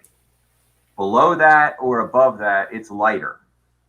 And so if you imagine, and so this is a lake thing for sure, okay? So if you're down here, we don't have natural lakes really, they're reservoirs.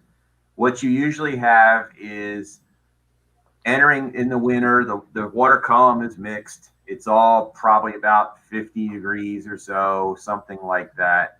And as the water starts to warm up, the warmer water floats above the cooler water. And as the summer goes on, the top layers get warmer and warmer and warmer. And that area where a thermocline is a period where it drops the temperature drops rather quickly, and the densities drop really quickly. And then below it, it's pretty much the same temperature from there to the bottom. And it stays that way all summer long. And then when it starts cooling, what happens is that surface layer cools first, right? Because that's what's out next to the environment. And it starts sinking and the next layer cools and it starts sinking, and it keeps doing that until the lake, quote unquote, turns over. If you've ever heard of that, that's what's happening. Okay, and then down here, it just stays mixed until the following year. Now, if you're up where you guys are, and especially if it's ice, you get ice cover, which really might be a little farther north than that for bigger lakes. But still, what actually happens there is it's reverse. So you have your coldest water is on the top. It's called ice. And then right below it is like 1 degree, 2 degrees, and the very bottom is the densest water it can be, which is 4 degrees Celsius, which is 38 degrees. So it actually stratifies twice up there. And then when the ice melts, the thing happens in reverse. The cold water starts, or as water warms up, it starts stacking up again. So what can disrupt that in lakes? And so when I did my master's degree in South Dakota, we didn't have thermoclines there. The lakes were only about 30 or 40 feet deep, but still we didn't have them. Why? Because if you've ever been to South Dakota, the wind blows a little bit and it keeps it mixed. So that energy, okay, keeps the lake mixed so it can't form a thermocline. Well, in rivers, the energy is flow. Right. And so it cannot stratify because of that. And incidentally, if you fish reservoirs, for down here in Alabama, it'd be the Coosa chain, or say the Tennessee River reservoirs, or some of the Missouri River reservoirs, but still reservoirs that are what they call run of the river, ones that have a pretty fast flow through. The term in reservoir science is retention time, which is literally how long does it take a molecule of water entering the reservoir to exit through the dam. If that's measured in days, like in the case of the Tennessee River, a lot of those reservoirs, as big as they are, their retention time is still like 10 to 15 days. Because there's a lot of water running through that son of a gun. If you've ever been below one of those dams, you'd know it. So that's fast. That's fast. They don't ever stratify either. Yeah. And neither does the Coosa chain. Lake Eufaula, I think, has a weak thermocline in the lower half of the lake, but the upper half doesn't stratify at all. And so you can't ever see that in rivers because the energy with the flow is way too high. Wow. That's not a constraint in rivers. Yeah. Which incidentally is one reason why, on a volume to volume basis, the production in rivers are usually higher than in a lake, especially productive systems, because the thermocline gets anoxic in the summer. Right. There's no oxygen down there. So that's a huge volume of water that nothing's living in, essentially. And so that limits you. Unless all your fish live less than 1 year, which none of them do, if you can't hack it, if there's not enough room for everybody to live throughout the summer, then your carrying capacity is going to be that, not what can live there in the spring. Right. The smaller fishbowl. And a great example of that comes from a reservoir and an old, gosh, I don't know how many years ago this was, because when I was in Tennessee in the late 90s, this was already a way back when story. But Kentucky Lake on the Tennessee River, as big as that son of a gun is, it does not stratify. Wow. More of it might weakly stratify in the Kentucky part. And so because the Tennessee River does not stratify, and it's very productive water, if anyone's ever here has ever fished the Tennessee River anywhere, the productivity is off the charts. I mean, there's fish everywhere. There's big fish. I tell these people all the time. I mean, I haven't, honest to God, I may have fished it once or twice, but I worked on it and shocked it and gill netted it and trap netted it quite a bit. The fish in those lakes are unfreaking believable. I mean, I actually was doing a crappie project on them, and I couldn't believe how many 5-pound bass we were seeing trying to catch crappie. I mean, they're everywhere. I mean, I was like, what the hell? Giant buffalo, the suckers, the American, the native suckers. There's all 3 species in the Tennessee River. 40-pound buffalo, 30-pound carp, 4-foot long gar, sunfish the size of dinner plates. and crappie 2 to 3 pounds. I mean, every single fish you can name that is in there gets giant. You know, Wow. and that's because it's super productive and it also doesn't stratify. So the whole water column is game. That's right. Right. So Kentucky Lake, back sometime probably in the late 80s, we had a hell of a drought down here and it slowed everything down and it stratified during the summer for like a month or a month and a half. And they had a massive fish kill because the water is so productive that if it does stratify, the hypolemnion goes anoxic very quickly. And that's exactly what happened. And they had all these fish with nowhere to go, and it didn't turn out well for them. Well, say that phrase again. The what did a what? Yeah, I thought we need to switch to Star Trek. I don't. All right, Wait, so why did they die? It's Why funny did that they die? thermocline is such a widely used term, yet it's only one of 3 parts. So the epilimnion is what's above the thermocline, and the hypolimnion is what's below the thermocline. So it's funny how only one part of the science of limnology, which is study of lakes, has made it out to the angler vernacular, but the other 2 parts haven't. But the epilimnion is epi from the Greek, meaning open or up, means that the top layers, the parts that always have oxygen, they're always warm, they're relatively kind of mixed until you hit the thermocline. Hey, Drew, just keep shaking your head. Yes, you'll be all right. And then hypolimnion is the I'm following so far. hypo meaning below is that cold water stuff. Like, for instance, if you have a reservoir that has trout in it, or if you have reservoir that has stripers down here, in the summertime, they're hanging down in the hypolimnion because that's where the cold water is.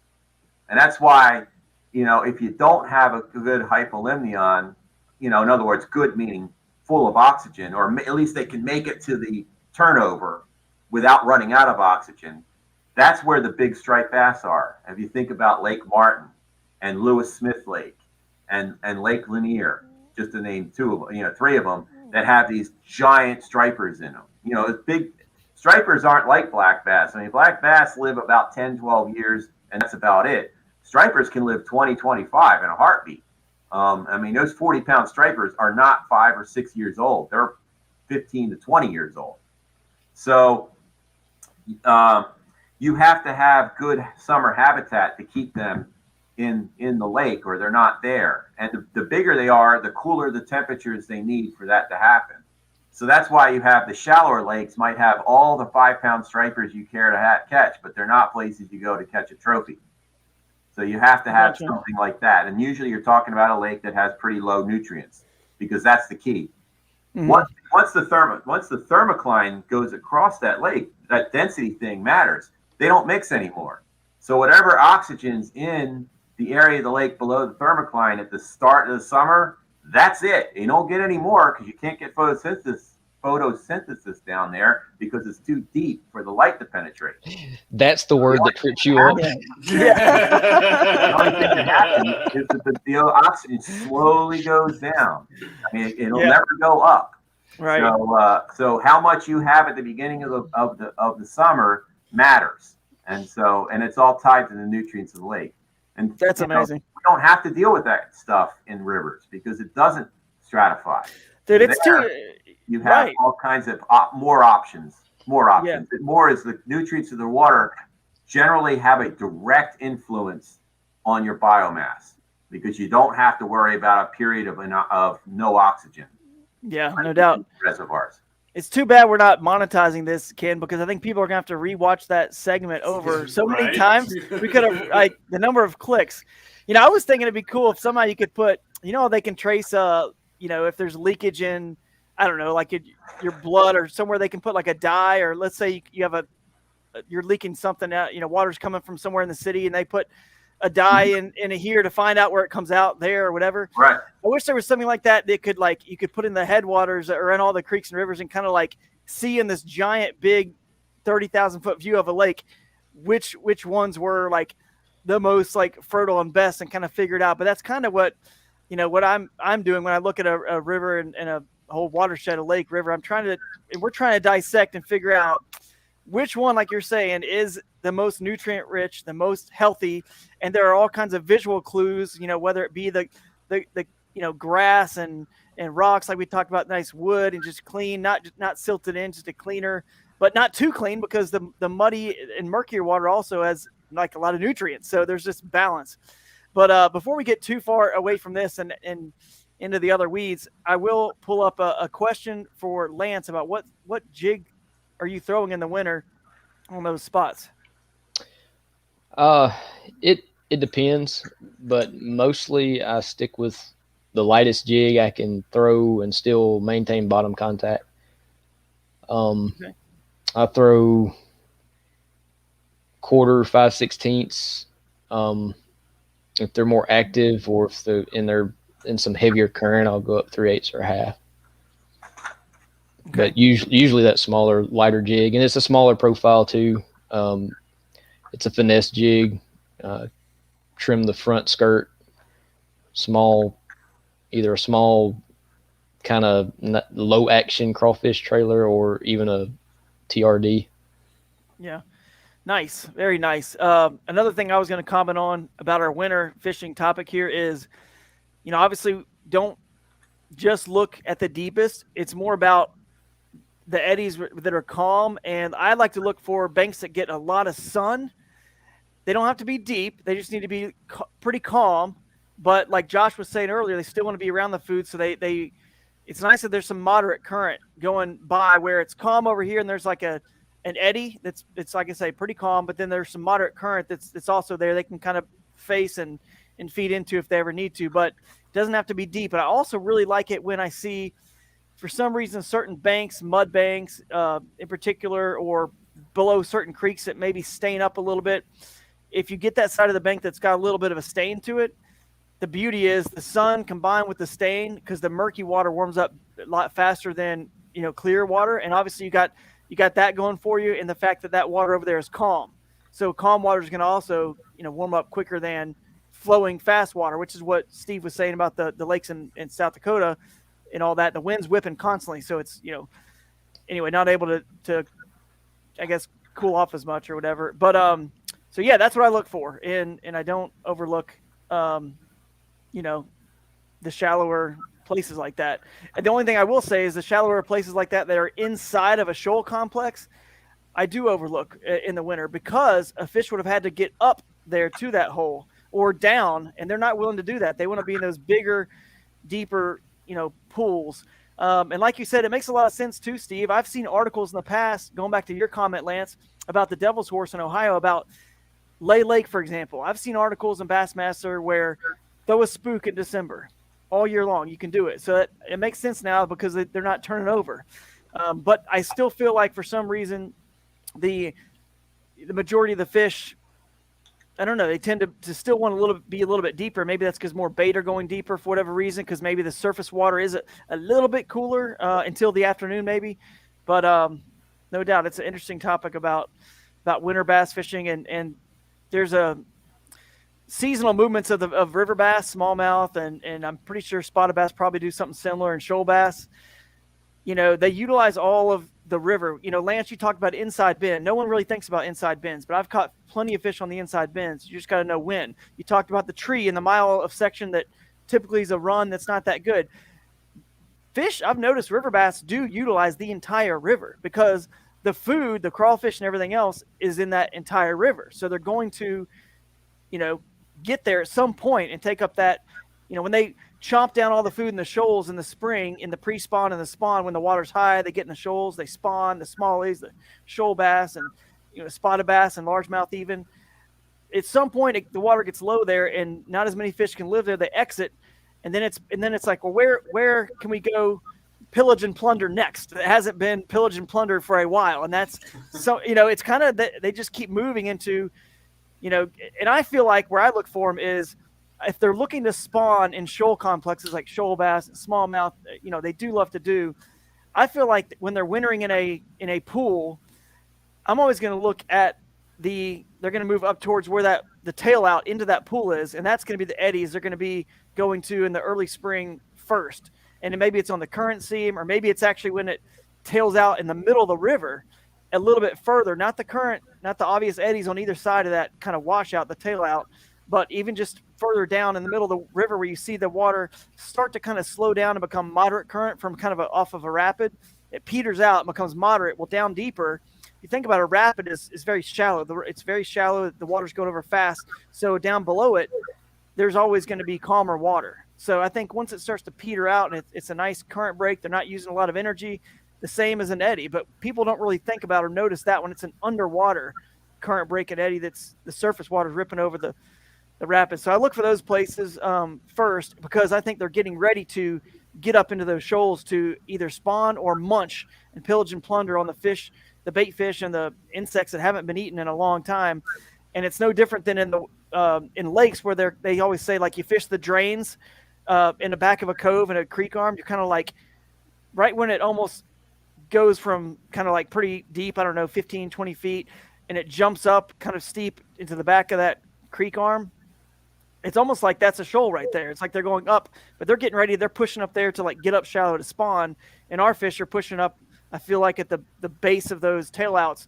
Same thing, getting ready to feed up and spawn up there. So that's kind of my strategy. But Josh, you mentioned too, they're at the end of the pools sometimes as well, because fish on that side, on the top side of above a rapid or a shoal, if you will, of a pool, they'll slide back down into the shoals that way too. So you got to check both for sure. Yeah, I was going to say one of the hacks for finding winter spots that and this is probably something I shouldn't say on a podcast, but if you're in the summertime and this is, on the rivers that I fish anyways, and I'm speaking more smallmouth, but if in the summertime, if you find an eddy where pollen has piled up so much that it's created like a scum on top and it is super stagnant, that's usually an indication that's a good winter spot. And those are you don't see very many of those on like a free flowing river. Like there's usually, a couple every 5 miles or so. And I've noticed that the last few years, I'm like, yeah, I caught fish literally dragging a fluke on top of that scum in the wintertime or in the summertime. And then in the wintertime, that's it's so protected because it's no matter how much flow is coming down that river, that area stays very protected. So it's something, you can kind of put a waypoint on your GPS, go back there if you're in the wintertime and check it out. So that's pretty interesting. It's kind of in line with my theory that winter fish, they don't want to expend a lot of energy. So you got to envision at some point that river's going to rise 6 feet or whatever. Yeah. They don't want to move very far to get out of that current. So if there's an area that is protected even at high water, or they can get to a protected area in a very short distance, then that's probably where the majority of them are going to hang out through the winter. Yeah, that's true. Yeah, the species matter. Yeah, definitely. So, the fish that Josh is talking about is been pretty well documented to have winter migrations and aggregations. So, especially in the northern half of their range. So, it's like the reverse of shoal bass. Mm-hmm. Which are doing a spring spawning migration and congregating in shoals. Smallmouth bass have been shown to move incredibly long distances to reach winter areas, which are pretty much current refuges.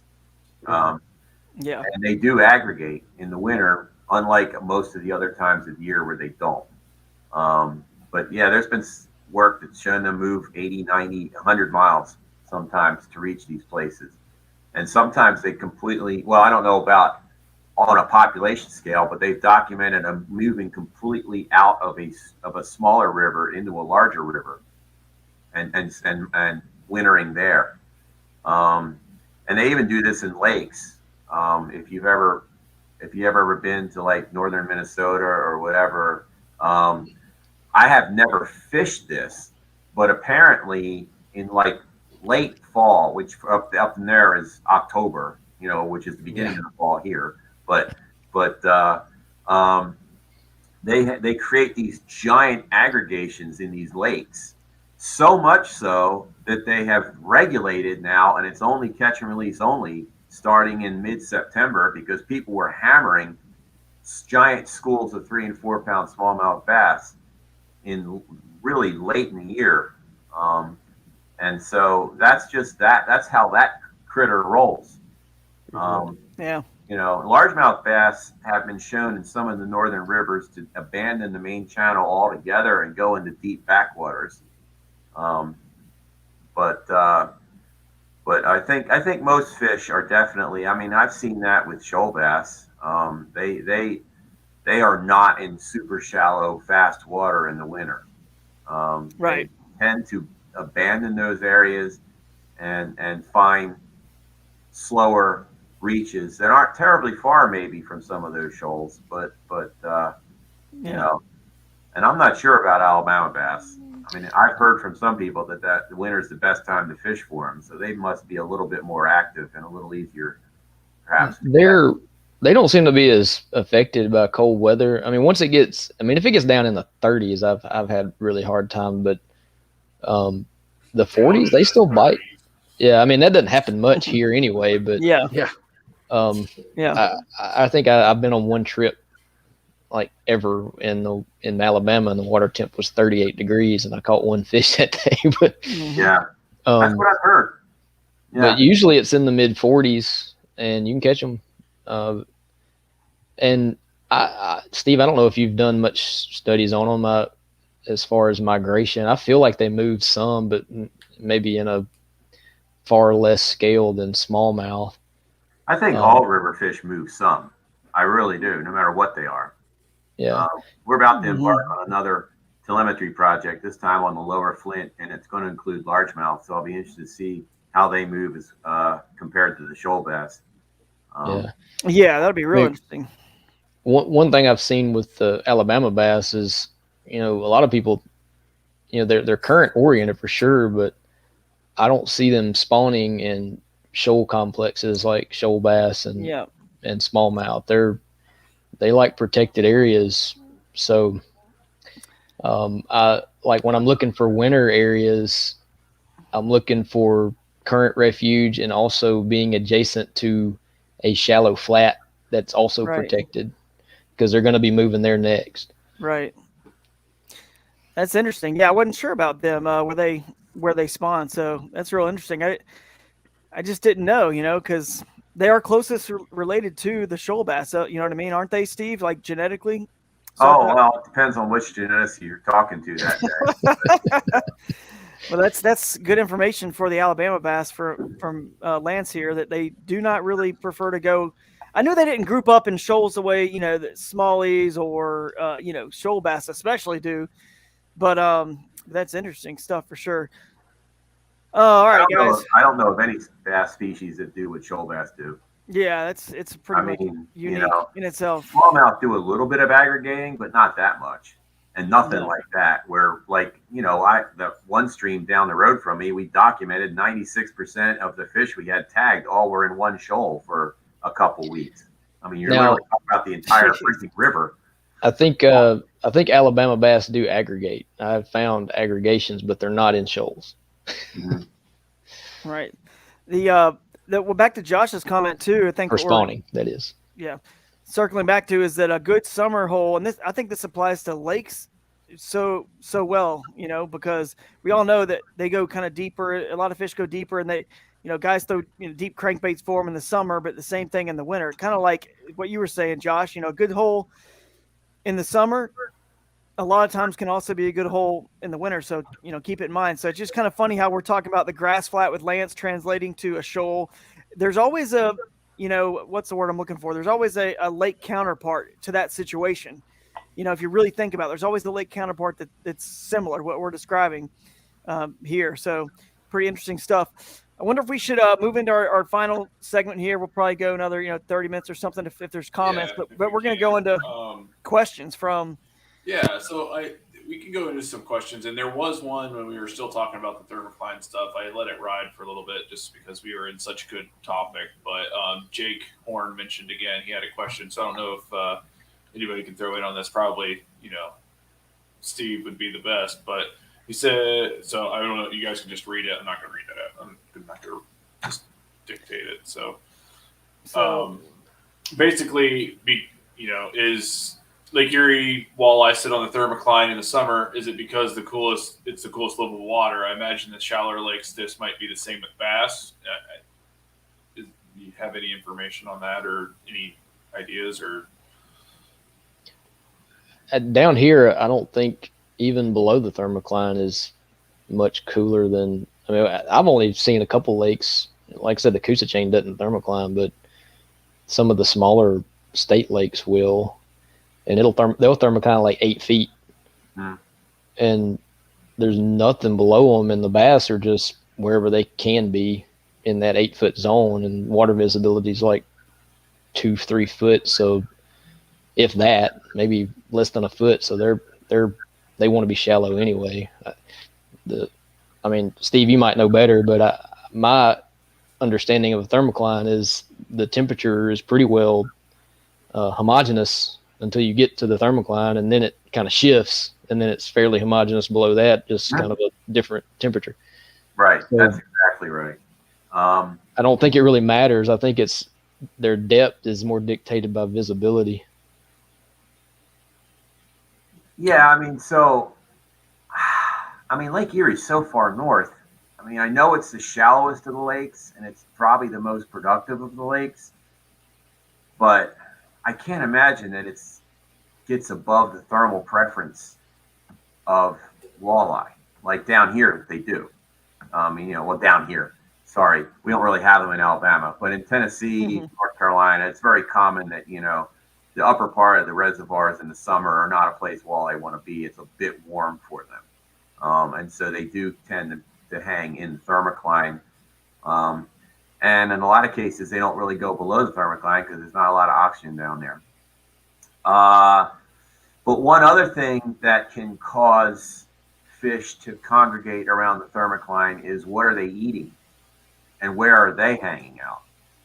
And so there are a lot of critters, alewives and blueback herring being two of the ones that are more common, that have it just as low of a temperature preference as walleyes and striped bass.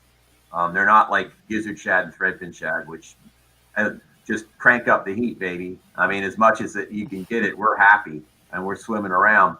Well, alewives and blueback herring do not. They have they're originally an anadromous fish from the ocean that we artificially have stocked into these reservoirs. They're not actually a lake fish. They're a fish that very much like American shad. They're the same thing. They lived out in the ocean. They ran up the rivers to spawn, went back out to the ocean.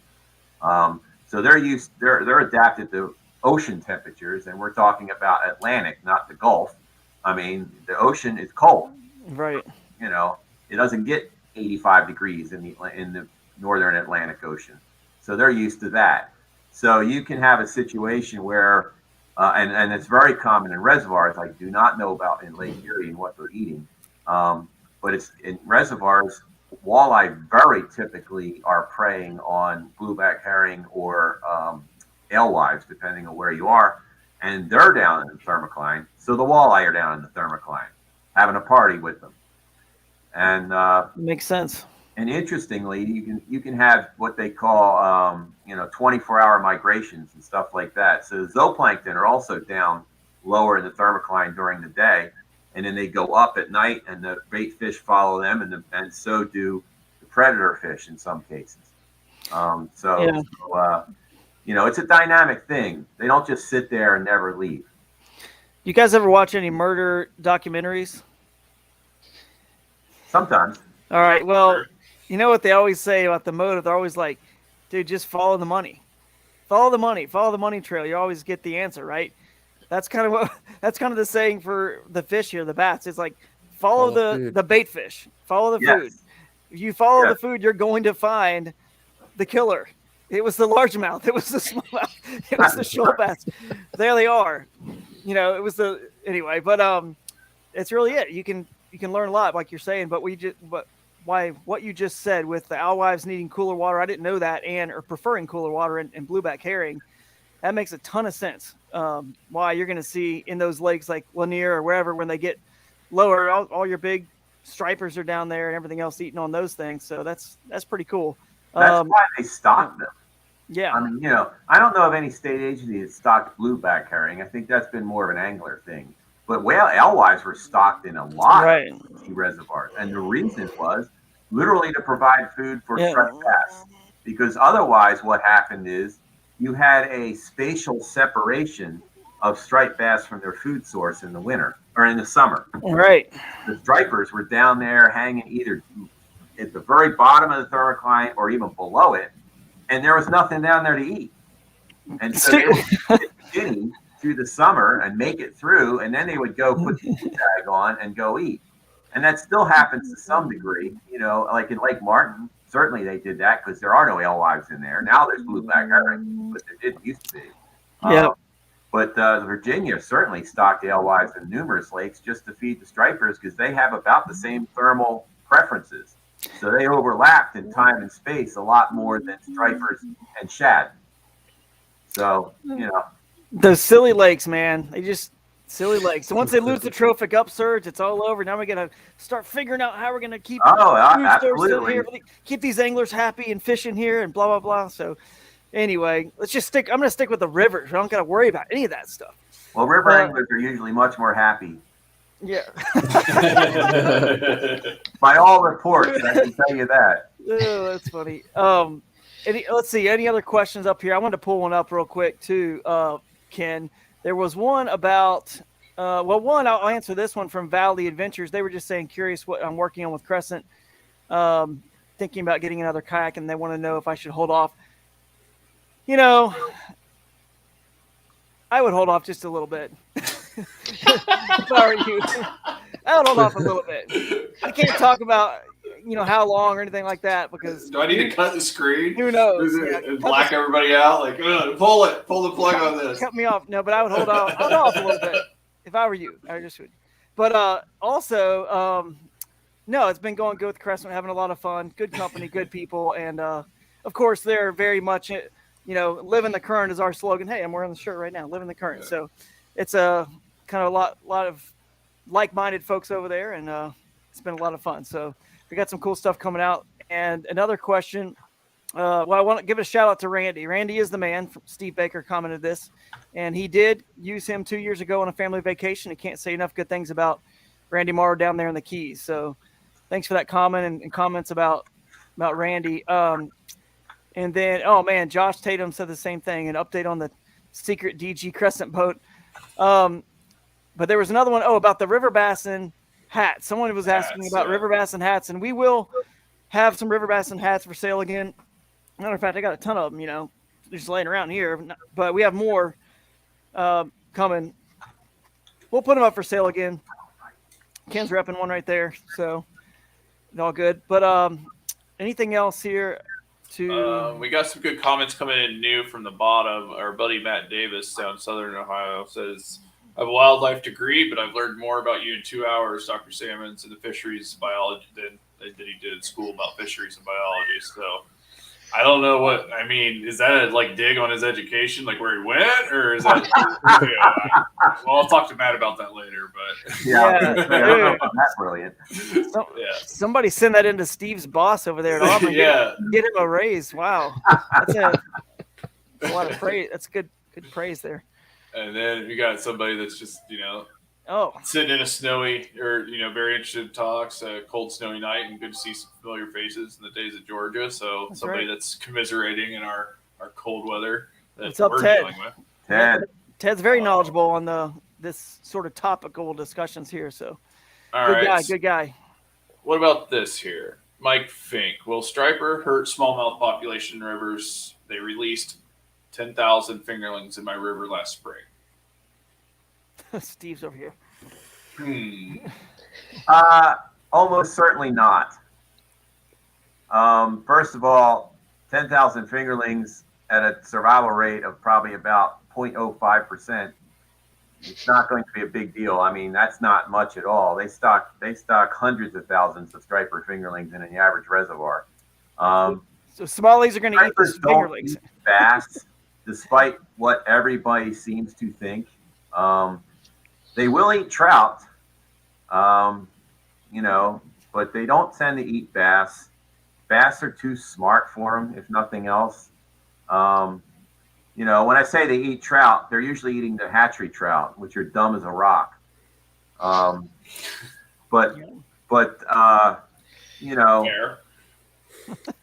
you know, I mean, so I was going to say something about this. This kind of gets back to Lance's observation about all those bass on the tree and stuff like that. You know, we tend to like to think of bass or stripers or muskies or whatever as like the top dog, and they just cruise around wherever they want to and have no concerns whatsoever, and everything else reacts to them.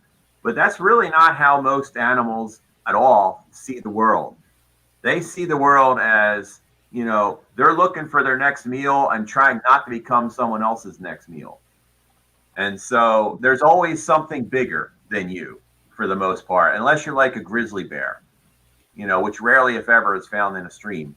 So, you know, so fish are always, you know, they don't just sit out there and say, here I am, for the most part. And so if you think about all those bass on a tree, why are they there? Well, they're there because, like you said, that whole stretch of river was this big barren flat. And if you're swimming around on a big barren flat, you're literally saying, come eat me. And there's plenty of birds that would be more than happy to take you up on that, and do. You know, an osprey can freaking take a fish out of several feet of water and can see it, you know, 500 yards away. I mean, so they know, they have an instinctive knowledge that they want to eat, but they also don't want to be eaten. So bass are pretty good at staying out of the way of stripers because they are an instinctive predator that hangs near cover, which means they're hard for a striper to eat. Mm-hmm. So they're much more likely to eat things that have to be out foraging around, things like suckers or minnows or all that make their living literally scavenging along the bottom, and they have to be out where they're going to get eaten, because otherwise they're going to starve to death. You can't hide behind a bush your whole life if you have to eat constantly. And that's what, you know, they're herbivores essentially. So it's like cattle. They eat all day long. You know, they can't just come out and eat once and be done with it. No. They got to keep eating. So they're much more vulnerable. Same thing with like shad that they just swim around eating zooplankton. You know, it takes a lot of zooplankton to keep a shad alive. You can't just go out and forage for a half an hour and be done. They forage all the time, so they're vulnerable. Sounds exhausting. Exactly. One of the only living. My God. I mean, I kind of relate. I'm constantly eating, but there you go. But no, I mean, you know, it's you know, it's always, so this is much more of a reservoir question than a river question. It's interesting that a river person's asking this, because you hear this in reservoirs all the time. The stripers are eating all the bass in West Point Lake, because I saw one try to eat a bass off my line one time. Well, that's just asking to be eaten because it's struggling and trying not to die and not paying attention to its surroundings. And all the bigger fish are saying, hey, food. You know, that doesn't mean that they're running around crushing bass on a regular basis. That would be a crappy way to make a living because they're really easy to get away from. So stripers generally have had very little, if any, impact on any black bass species that anyone's ever tried to study. Right. You know, they certainly don't eat them on a regular basis. They will eat a bass if they have an opportunity. The thing is, the bass don't give them very many opportunities. Yeah. And, that's good news. Good news for Mike here, sounds like. Yeah. And competition-wise, most of the time they're eating the same foods that bass are, but a lot of times food's not limiting in these systems. I mean, there's way more shad out there in our reservoirs than bass alone could eat. Right. You know? And that's great. And there's been some more people who've done some really complex stuff to prove, you know, Lake North in Tennessee, all this really boiled over in the late 90s. And they brought in some good folks from Mississippi State University who spent 2 years and a ton of money and a ton of time doing some really complex stuff to figure out, if you removed all the stripers from the lake and never stocked them again, what would be impact on black bass and crappie, because those were the two things that were questioned. And it came out to be like a 10% bump, based on what stripers eat in a year. And then if that was transferred to bass, that would be all it was. And you wouldn't even notice a 10% bump. Right. And so they're not nearly as destructive as they sometimes are portrayed, unless it's a stock trout fishery, in which I can tell you firsthand, they eat those like candy corn. Right. Who eats candy corn? I want to put this one up real quick too. This other quick question. Here's a question from Wade. I'll be getting live scope soon. Drew, do you or any of your guests have any tips for settings? Let me. I can't really answer that question about the settings as much because I still have to get mine going. I got mine from the Bass Tank, and I do know that those guys are the experts in it. So if you buy a live scope, they got the best deals, the best support that you're not going to get from a big box store. So go look up the Bass Tank. But I will say this, Wade, this brings up an interesting topic. Well, first of all, I'm going to, I guess, expose somebody who may be able to help you. He doesn't have any YouTube videos or anything like that, which you can obviously watch a lot of videos about it. But our good friend Robert Weicker knows about it. So if you hit him up on Facebook, he might be able to help you out. He likes to talk on the phone. So hopefully I'm not, basically offering off. Blow him up. Yeah, blow him up, offering his services here. But but hit him up. He might be able to help you out and give you some tips and pointers. He's a good guy, always willing to help folks out. But the question that I want to veer off of this is, how much do you guys all think live scope will ever play in river scenarios? I know, for example, I fish a river so that I don't have to use or very rarely really need any sort of electronics. That's why I have just a kayak, a paddle, 3 rods, full rods that I prefer to fish that way. That's why I got into kayak fishing.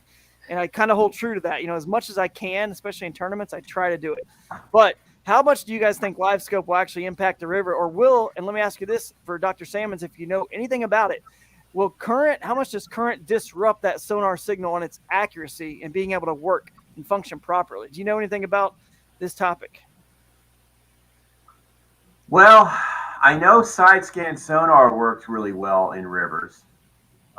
We have used it to map habitat, and some folks are now starting to use it to try to estimate population size of things like sturgeon and alligator gar, big fish that show up on it.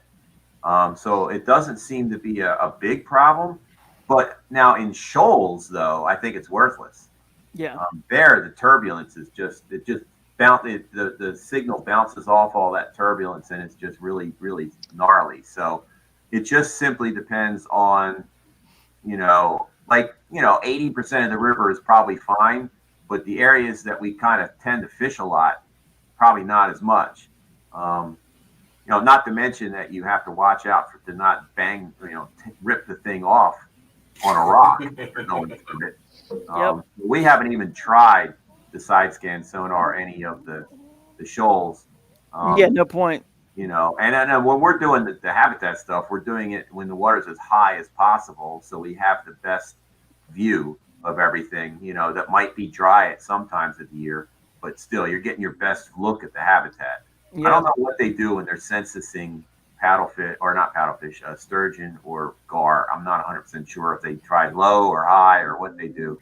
But I do know for the habitat stuff, we always try to do it at the highest setting. Right. But what about live scope, Josh? Lance, do you think our wintertime discussion earlier, you think live scope could actually come into play? Or do you think it'd be quicker just to fish that hole and find them? You know what I mean? But would that be easier? What do you guys think? I'll be honest. I hate the idea of live scope. It's like the antithesis of everything that I believe fishing is meant to be. But, obviously, I'm a boomer, if I'm saying that right. Because I'm sure there's some, young Googans out there that are like, oh, I'm not going to listen to this anymore. These guys don't like live scope. It's going to play factor everywhere. And live scope's just sort of the tip of the iceberg. You think like where this will be in 20, 30, 40 years, like who knows where it'll go. It might just completely ruin fishing. But from a practical standpoint, I think the wintertime is probably the only time in a river where I feel like it'd really help. I use some electronics on the river, but Man, river fishing is so visual because a lot of times you're, for smallmouth anyways, you're reading current most of the time, and everything is like very, very visual. Whereas like a lake is the complete opposite. It's like, Yeah. unless you're fishing like real shallow grass, you're trying to figure out what's underneath. So for me, I will not be getting a live scope setup, but I don't know about Yeah. Lance. Your eyes are your live scope, right? Yeah. Exactly. Yeah. Oh, I just got side scanned for Christmas, so Keeping up with the times. yeah. Yeah. Just but it is a Garmin 93 SV, so I could add live scope. Yeah. There you go. There you go. But I used it for the first time Saturday and fished. I was on a river and I was in a highly oxygenated area. There was a kind of a lot of current falling down. There was a little waterfall area, and it went completely just whited out the side scan. I mean, you if you're in, like Steve was saying, if you got a lot of turbulence, a lot of bubbles in the water, or if there's a lot of detritus, if it just rained and there's crap suspended in the water column, it's not going to work very well. Yep. So Steve Fields is saying Jordan Marshall won Hobie BOS AOI without electronics. Well, guess what, Steve? Me too. the year before. And most of the time I just had 3 rods with me and a little 10-foot Crescent ultralight 49-pound kayak. But that wasn't always because I was fishing like super skinny water necessarily. Sometimes it was because I wanted to access somewhere that was a little bit more challenging, and it was easier to use a smaller lightweight kayak. But anyway, it can be done. I think most people out there are using that type of technology, and Jordan and myself are definitely the not the norm. We're the oddities out there, and the electronics, especially in a lake like you said, Josh, I mean, they're super important. And I fished lakes in those events some too. I try to find rivers and creeks that'll play, but the reality is, guys, we're going back to tournaments here. Rivers and creeks don't always play and compete with the lakes. They just can't, depending on time of year, habitat, what's going on in different bodies of water. You might be able to find more, like more population. If this was a total numbers game, Major League Fishing style, where every 10-inch fish or 12-inch fish counts, sure. But we're talking 5 biggest fish here, so it didn't win AOI, and I know Jordan didn't either. Just fishing rivers, you got to know which rivers or which creeks to go in, and which times not to go in a river or creek as well. So anyway, it's well, there you go. Steve says, well, there you go. So 2 years in a row, the AOI did not. But any other questions? Let's see. One of the reasons I go fishing is to get away from electronics, not to use them. Yeah, no. I think I've had a depth finder on my kayak. I'm not on the little creeks, but I put one on there just about every time, just because it intrigues me. It gives me a little bit more information that I can't see with my bare eyes, and I don't know if it helps, but it's kind of like having a smartphone versus a flip phone. I guess it's just a little bit more interactive for me anyway. I just find it intriguing. I don't know. You can definitely fish without it, especially in a river, but the only reason I have a fish finder is because I won one in a River Bassin tournament. That's exactly. Before I got my Garmin for Christmas, I had a Dragonfly 5, and that's what I've been using for like. I still have a 7. I think I won a 7. It's the only one I have. So it's won it at a River Bassin tournament. Yeah. There you go, Steve. This is true. I don't have a mullet, so Jordan will always have that over me. Yeah. We have an AOI trophy, but he's got the mullet over me. No, I think you guys, what's cool about, kayak fishing, and as we talk a little bit, Steve here, helps run that Hobie BOS tournament series. And what's cool is the fact that, and I've said this on podcasts before, I think you can win a tournament that allows, the watershed, right? The entire body of water, the lake and river and creek arms and all that in play. I think it could be won in any one of the environments, because lakes are extremely productive. We're talking about, how the back to the Thermocline, how there's a lot of dead water underneath that in lakes, and there is a lot of dead water where there used to not be the alewives or blueback herring, and now we've created a little bit more life in that kind of water. But the truth is, bigger ocean, bigger fish, and the lakes are very productive. And I just feel like if you're the best river angler or creek angler, whatever you want to say, and you're the best lake angler, the beauty of kayak fishing in tournaments, at least, that the bass boat world can never really quite have, is this sort of dichotomy between these jabs and punches between two completely different styles. I'm not even talking like they're on a lake out in 30 foot of water catching on a point or a hump, and just the visual of it different. I'm talking like no electronics difference, like we're talking about, just the simplicity of what we're doing. And I think that's the coolest thing ever, which is why I love that about kayak fishing tournaments, and that we continue to allow the kayak go where it excels and all these places that it was, essentially built for in kayak fishing, because that's kind of, in my opinion, what it was built for. Wherever the bass boats can't go, where they stop, that's why fishing kayaks became popular, why people got them. They didn't get a kayak to go out in Lake Erie, out in the middle of Lake Hartwell or Lake Lanier or wherever, right? They didn't. The best tool for that is a bass boat, but they can go out there when duty calls that's where the biggest fish are going to be caught, or potentially a tournament could be won. They can do that.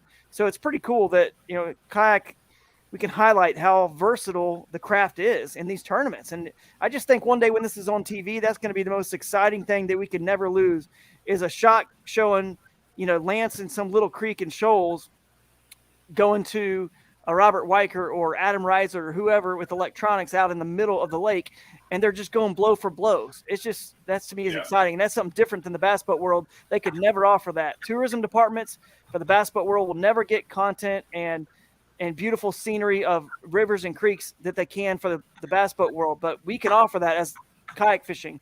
We can offer that. We can offer more to them and highlight areas like rivers and creeks that they cannot. So it's pretty cool that we get to come into these areas and show off all of it, lakes and the rivers and creeks. Drew, you just had a couple. Oh, go ahead, Josh. No, I would say I love Drew's monologues on why kayak fishing is better than any other fishing. It's the best. I gotta hop off here, boys. Yeah, man. All right, man. Thanks for having me on, and I'd be glad to join anytime. I'll be tuning in to you guys, and thanks again. So appreciate it, it, buddy. See ya. All right, see you. See you, All John. right, so we just had a couple more questions pop in. I got one that I can answer very quickly. He says, I'm thinking about putting an XI3 on my crew. Is the game changer, mostly lake fishing? Absolutely. 100%. If you can afford it, or it's a goal that you want to, and you can mount that thing and get it on there, it will change and make you more productive once you learn how to use it.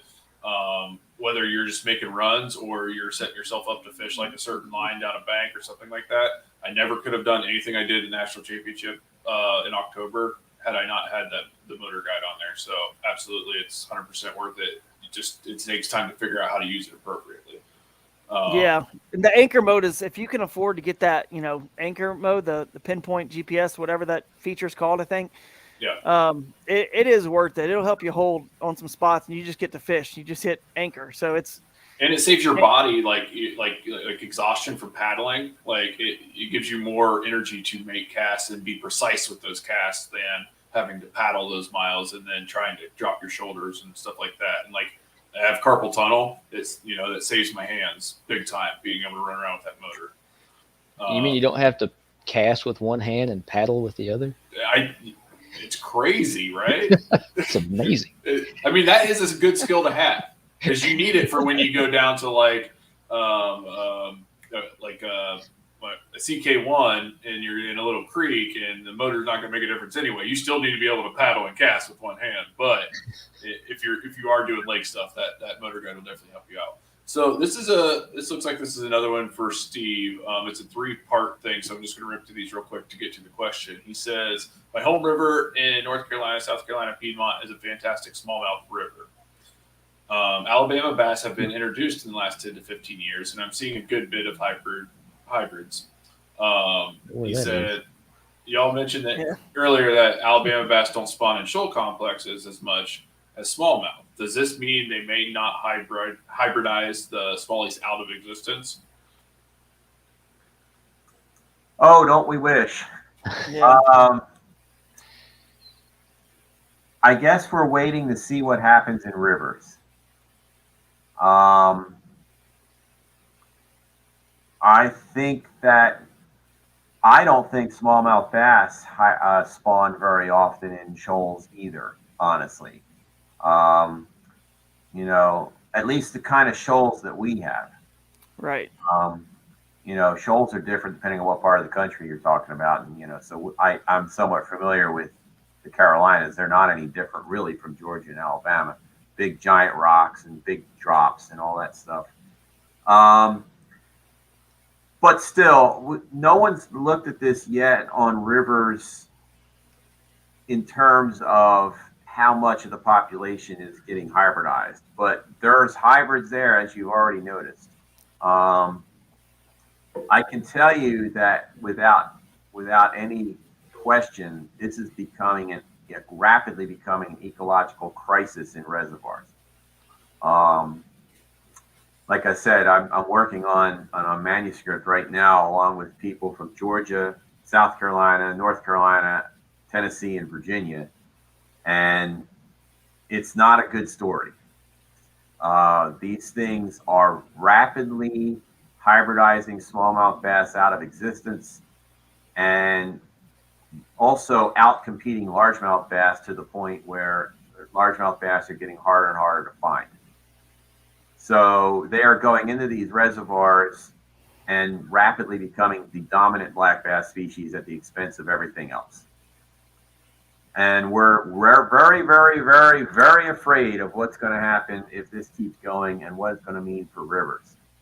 So right now they are knocking on the door of several seriously blue ribbon, world-class smallmouth bass fisheries in Virginia, namely the New River, the James River, the Shenandoah River.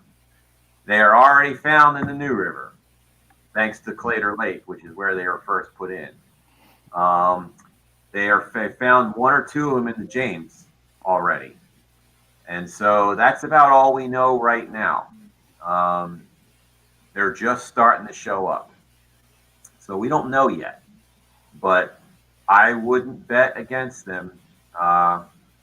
They seem to be particularly good at eliminating other species of bass. Yeah. I feel like we just got super depressing. Yeah. They're like kudzu. Yeah. Yeah. I mean, it's really unbelievable. I can name drop a couple lakes in North Carolina. I mean, Lake Fontana is one of them, where the smallmouth bass fishery is going away in real time. There's, when you sample a bunch of fish that sort of somewhat look like smallmouth bass, most of them are not. Pure smallmouth bass are becoming the minority of those fish, and a lot of them are some hybrid between the two. Blue Ridge Lake up in Georgia, they're gone. They completely eliminated that fishery to the point where the DNR has tried to stock them and has tried to stock for quite a while. Mm-hmm. And they're probably about to give up because they're not seeing any effect. And North Carolina is right now developing protocols to start mass producing smallmouth bass fingerlings in an attempt to turn them, to at least have some pure smallmouth in their reservoirs.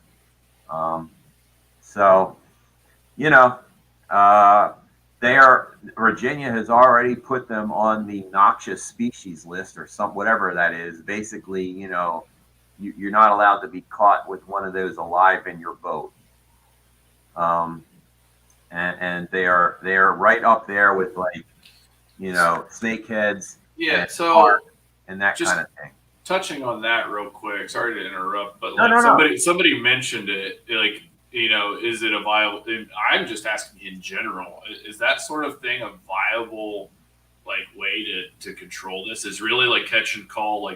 Does it make an effect on some of these populations like they want it to? Nah, I mean, you probably can't do that. Now, I think the point was more, so how are these fish moving? They're moving because someone's putting them in their live wells and trucking them.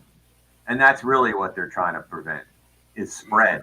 Yeah. Because once they're there, there is nothing you can do. We certainly encourage folks to keep them. I don't know how much that's going to fly on reservoirs where you know, an awful lot of people would probably rather kill the neighbor's kid than kill a bass. You know, but we've had some, I feel like we've had some pretty good success in rivers, at least in Georgia. I mean, the shoal bass crowd are up in arms about this. And, you know, we have a guy, there's a guy who's a guide on the Flint River who I don't think has thrown a single spotted bass back since we dropped some of this knowledge 10 years ago. We have kayak clubs over here in the West Point, Columbus area that hold annual spotted bass tournaments where you eat them all at the end in the parking lot with a big fish fry. You know, is that going to control anything? I don't know. But what we really need to do is we need to make this fish outside of its native range unwelcome. We need to make, even broader than that, we need to really make moving fish, moving bass from one place to another a bad thing. Right. And that's the only way that will stop this from happening. Because right now, for far too many people, it's no big deal. Yeah, it's the biggest problem is they don't understand there's a difference between a spotted bass and an Alabama bass. Therefore, they think anything that's called, you know, spotted bass, which they don't know genetically really which one it is when they're moving it. And unfortunately, you know, this Alabama version, like you've talked about in previous podcasts, especially tends to hybridize with pretty much anything except for maybe a largemouth. They'll wipe and outcompete anything. And even though they don't hybridize with the largemouth, they do outcompete them. So they get rid of them in the other way. So, you know, yeah, I actually, I'm going to briefly answer that question. It just zipped past me on the screen. Yes, they're viable. That's the problem. Yeah, they are. You know, like mammals appear to, like when they have hybrids, a lot of times they're sterile, but fish is not that way. And so that's the problem, is that the hybrids in fish are usually not sterile. You know, and so that's, you know, by the way, we're following a well-trodden path to what happened out west with the trout. In that case, it was rainbow trout, and in that case, it was mostly the agencies themselves putting them in there. But that's exactly what happened to a lot of the native cutthroat trout out west, is that people were throwing rainbows everywhere before we realized that this was a problem, and they hybridized with the cutthroats. And in some cases, they're on the endangered species list because of that kind of thing. And so, you know, so like I said, I'm writing this manuscript right now. So I'm going to throw you out some numbers here real quick. So one thing we have in reservoirs, so, you know, we've been talking about this in rivers for years, but we have no numbers because you don't tend to sample rivers. They're dangerous. They've been overlooked for years by the biologists. There's a variety of reasons why we don't have long-term trend data on rivers. Reservoirs have been sampled for decades and decades. We have data sets to show this. And what I mean is that state agencies typically sample their reservoirs every year or every other year using the same gear at the same time of year in the same number of sites and sometimes the same exact sites. And so you can look at things changing through time that way. So we have that data. So in Ballew's Lake, a reservoir in North Carolina, after introduction of Alabama bass, largemouth bass abundance has declined 46%. In Moss Lake in North Carolina, it's declined 43%. In Lake Norman, it's declined 77%. In Parksville Reservoir in Tennessee, it's declined 63%. We're not talking about small changes here. I mean, just imagine Lake Norman, 3/4 of the largemouth bass population is gone. Gone. You know, over half in Parksville, close to half in those other two reservoirs. So this is what we're seeing, and we're talking about changes that occur in less than a decade, which is even more eye-popping. Right. And for those of you who don't know what Lake Norman is 35,000 acres of water. 10 years was completely changed. So yes, we're really scared about this. Yeah. The Coosa spots are the problem. The Yeah, Alabama the Coosa. Yeah, Alabama bass, Coosa spot. So, man, this is a good discussion. I'm glad that you guys listening, watching, whatever, are commenting like crazies. This is the last segment. This is what it was meant for. So, we got to wrap this up. But I know you guys got to get going, Lance and Steve. I got one Go ahead. question for Steve, if I Yeah. may. Of course.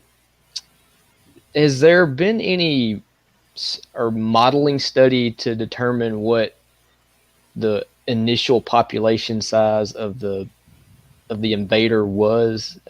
Like you mentioned earlier about throwing 10,000 striper fingerlings in the river and 0.5% is going to survive.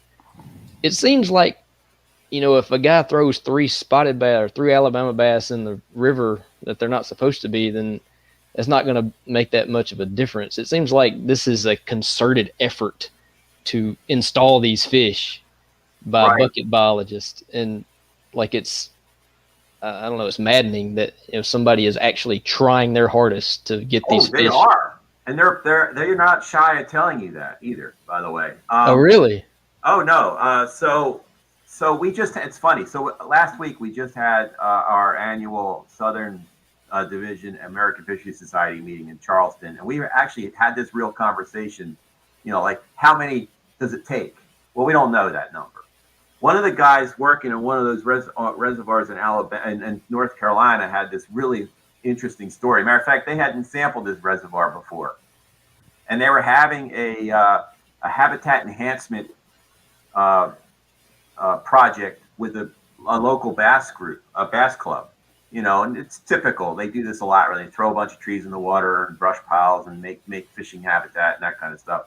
And during that time, one of the guys happened to mention to the biologist that they had a tournament on Lake Norman, and all of them filled their live wells up with Alabama bass and brought them up and dumped them in that lake. And he was like, "What?" And then he started sampling them. Yep, that's one of the lakes where we've already seen a 43% decline, and they were put in there in 2006. So people really want these bass, and we don't really know why, other than that they supposedly are easier to catch. And I just don't think, like Drew said at the beginning of the podcast, or sometime not too far into it, they don't understand that there's consequences. There's not a single person that doesn't think they were adding to the fishery. Well, what's actually happening is they're replacing one with another, is what's actually happening. Because one of the things we also did was look at total black bass catch over time. And most of those lakes, it hasn't changed. All that they did was it's the same number of fish. It's now Alabama bass and not largemouth. And I'm sure they're right that they are probably a bit easier to catch. They tend to aggregate a little bit more. They're a little more aggressive, a little less finicky maybe than largemouths are in reservoirs specifically, because they're different fish, reservoirs versus rivers. But the thing is that what you have almost inevitably in these lakes where you have these spotted bass that are really Alabama bass, if you watch most of the tournaments there, you follow most of the tournaments, and I'm not even talking kayaks, I'm talking like the big boat. Everyone goes out and they get their 5 2.5 pound Alabama bass, and then they spend the rest of the day looking for one largemouth bass to win. And I'm like, well, if you didn't have those, you would have a lot easier time finding the largemouth. Alabama bass can reach 4 pounds in a heartbeat, but ain't many of them making 8. That's right. So you're seeing a change. Yeah, there's a lot more. Maybe there are a lot more bass in there, but there's no more trophies, or what I would call trophies.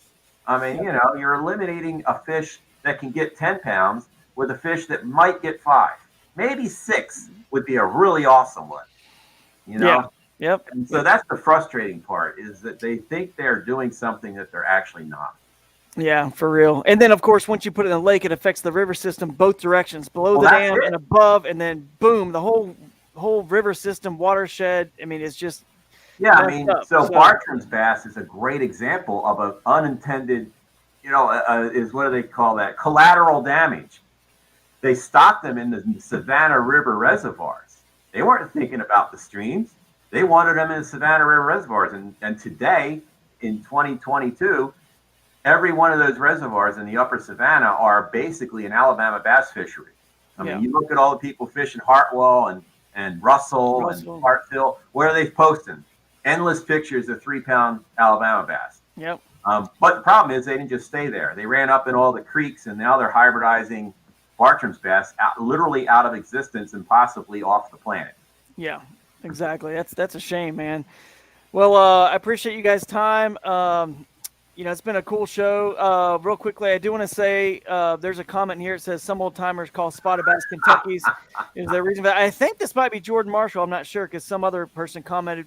But by the way, this says Facebook user. Just so you guys know, whenever we're on these live streams, you can tell StreamYard to give you access somehow to your profile, to your name, so we can see who you are, and it doesn't have to say Facebook user. But Kentucky is another name. Kentucky spotted bass is another name for the northern strain of the spotted bass. So they're interchangeable. So that's what that is, and that's different than the Coosa strain, which we now call Alabama bass. So that's what that is. But anyway, I wanted to bring that up also to mention that about Facebook user. You guys can get your names on there. We appreciate you guys joining us. That's pretty much it for this one. You guys have been great. Thanks for joining the show. I'll let Lance and Steve roll out of here, and then Ken, you and I can just wrap it up and talk about when we're going to do our next one of these. And always a pleasure. I appreciate it, guys. It's awesome. It was Thanks awesome for having me. Yeah, it was It's been good. fun. Thanks, guys. See ya. Thanks. All right. See you guys. Later. That was cool. They stayed a lot longer than I told them they needed to, so I feel bad, but they seem to enjoy it too. Those guys love River Bassin, so I know they had no problem with it. They could talk fishing all night long. But and by the way, somebody did ask about smallmouth and largemouth hybridizing, and those two really don't hybridize. So anything else you want to see if we want to answer real quick?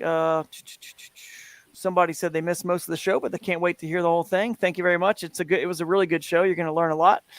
And let's see. The beginning's a little dry, and just welcome ourselves back, and how we're organizing moving forward. But it gets really juicy really quick. So enjoy that re-listen. Exactly. So. All right. Well, this has been a good show. I'm actually excited, man. I want to do we're doing this once a month. I almost want to do it twice a month now if we can pull it off. But we'll get there. As my little girl gets a little bit bigger, she's doing well, and we're getting life settled in what the new normal is like here. And as I start getting out in the tournament trail and whatnot, we'll see if we can't pull it off somehow.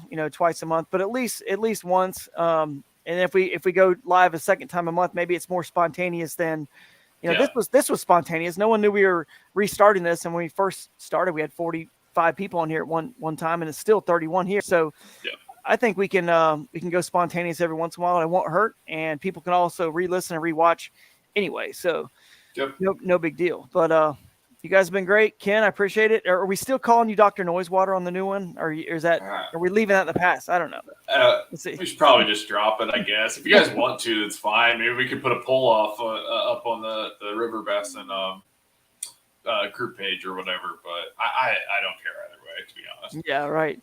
Well, thanks again, everybody. We'll get the River Bassin gear back up and going. We're going to get the brand kind of built back up a little bit and have some fun with it and have some new cool stuff I can't wait until about, I don't know, March, April, May, somewhere in there. There's going to be several new announcements we can make with some stuff we've got going on with River Bassin. So I can't wait for you guys to hear it. I'm excited about it and appreciate awesome. all the support.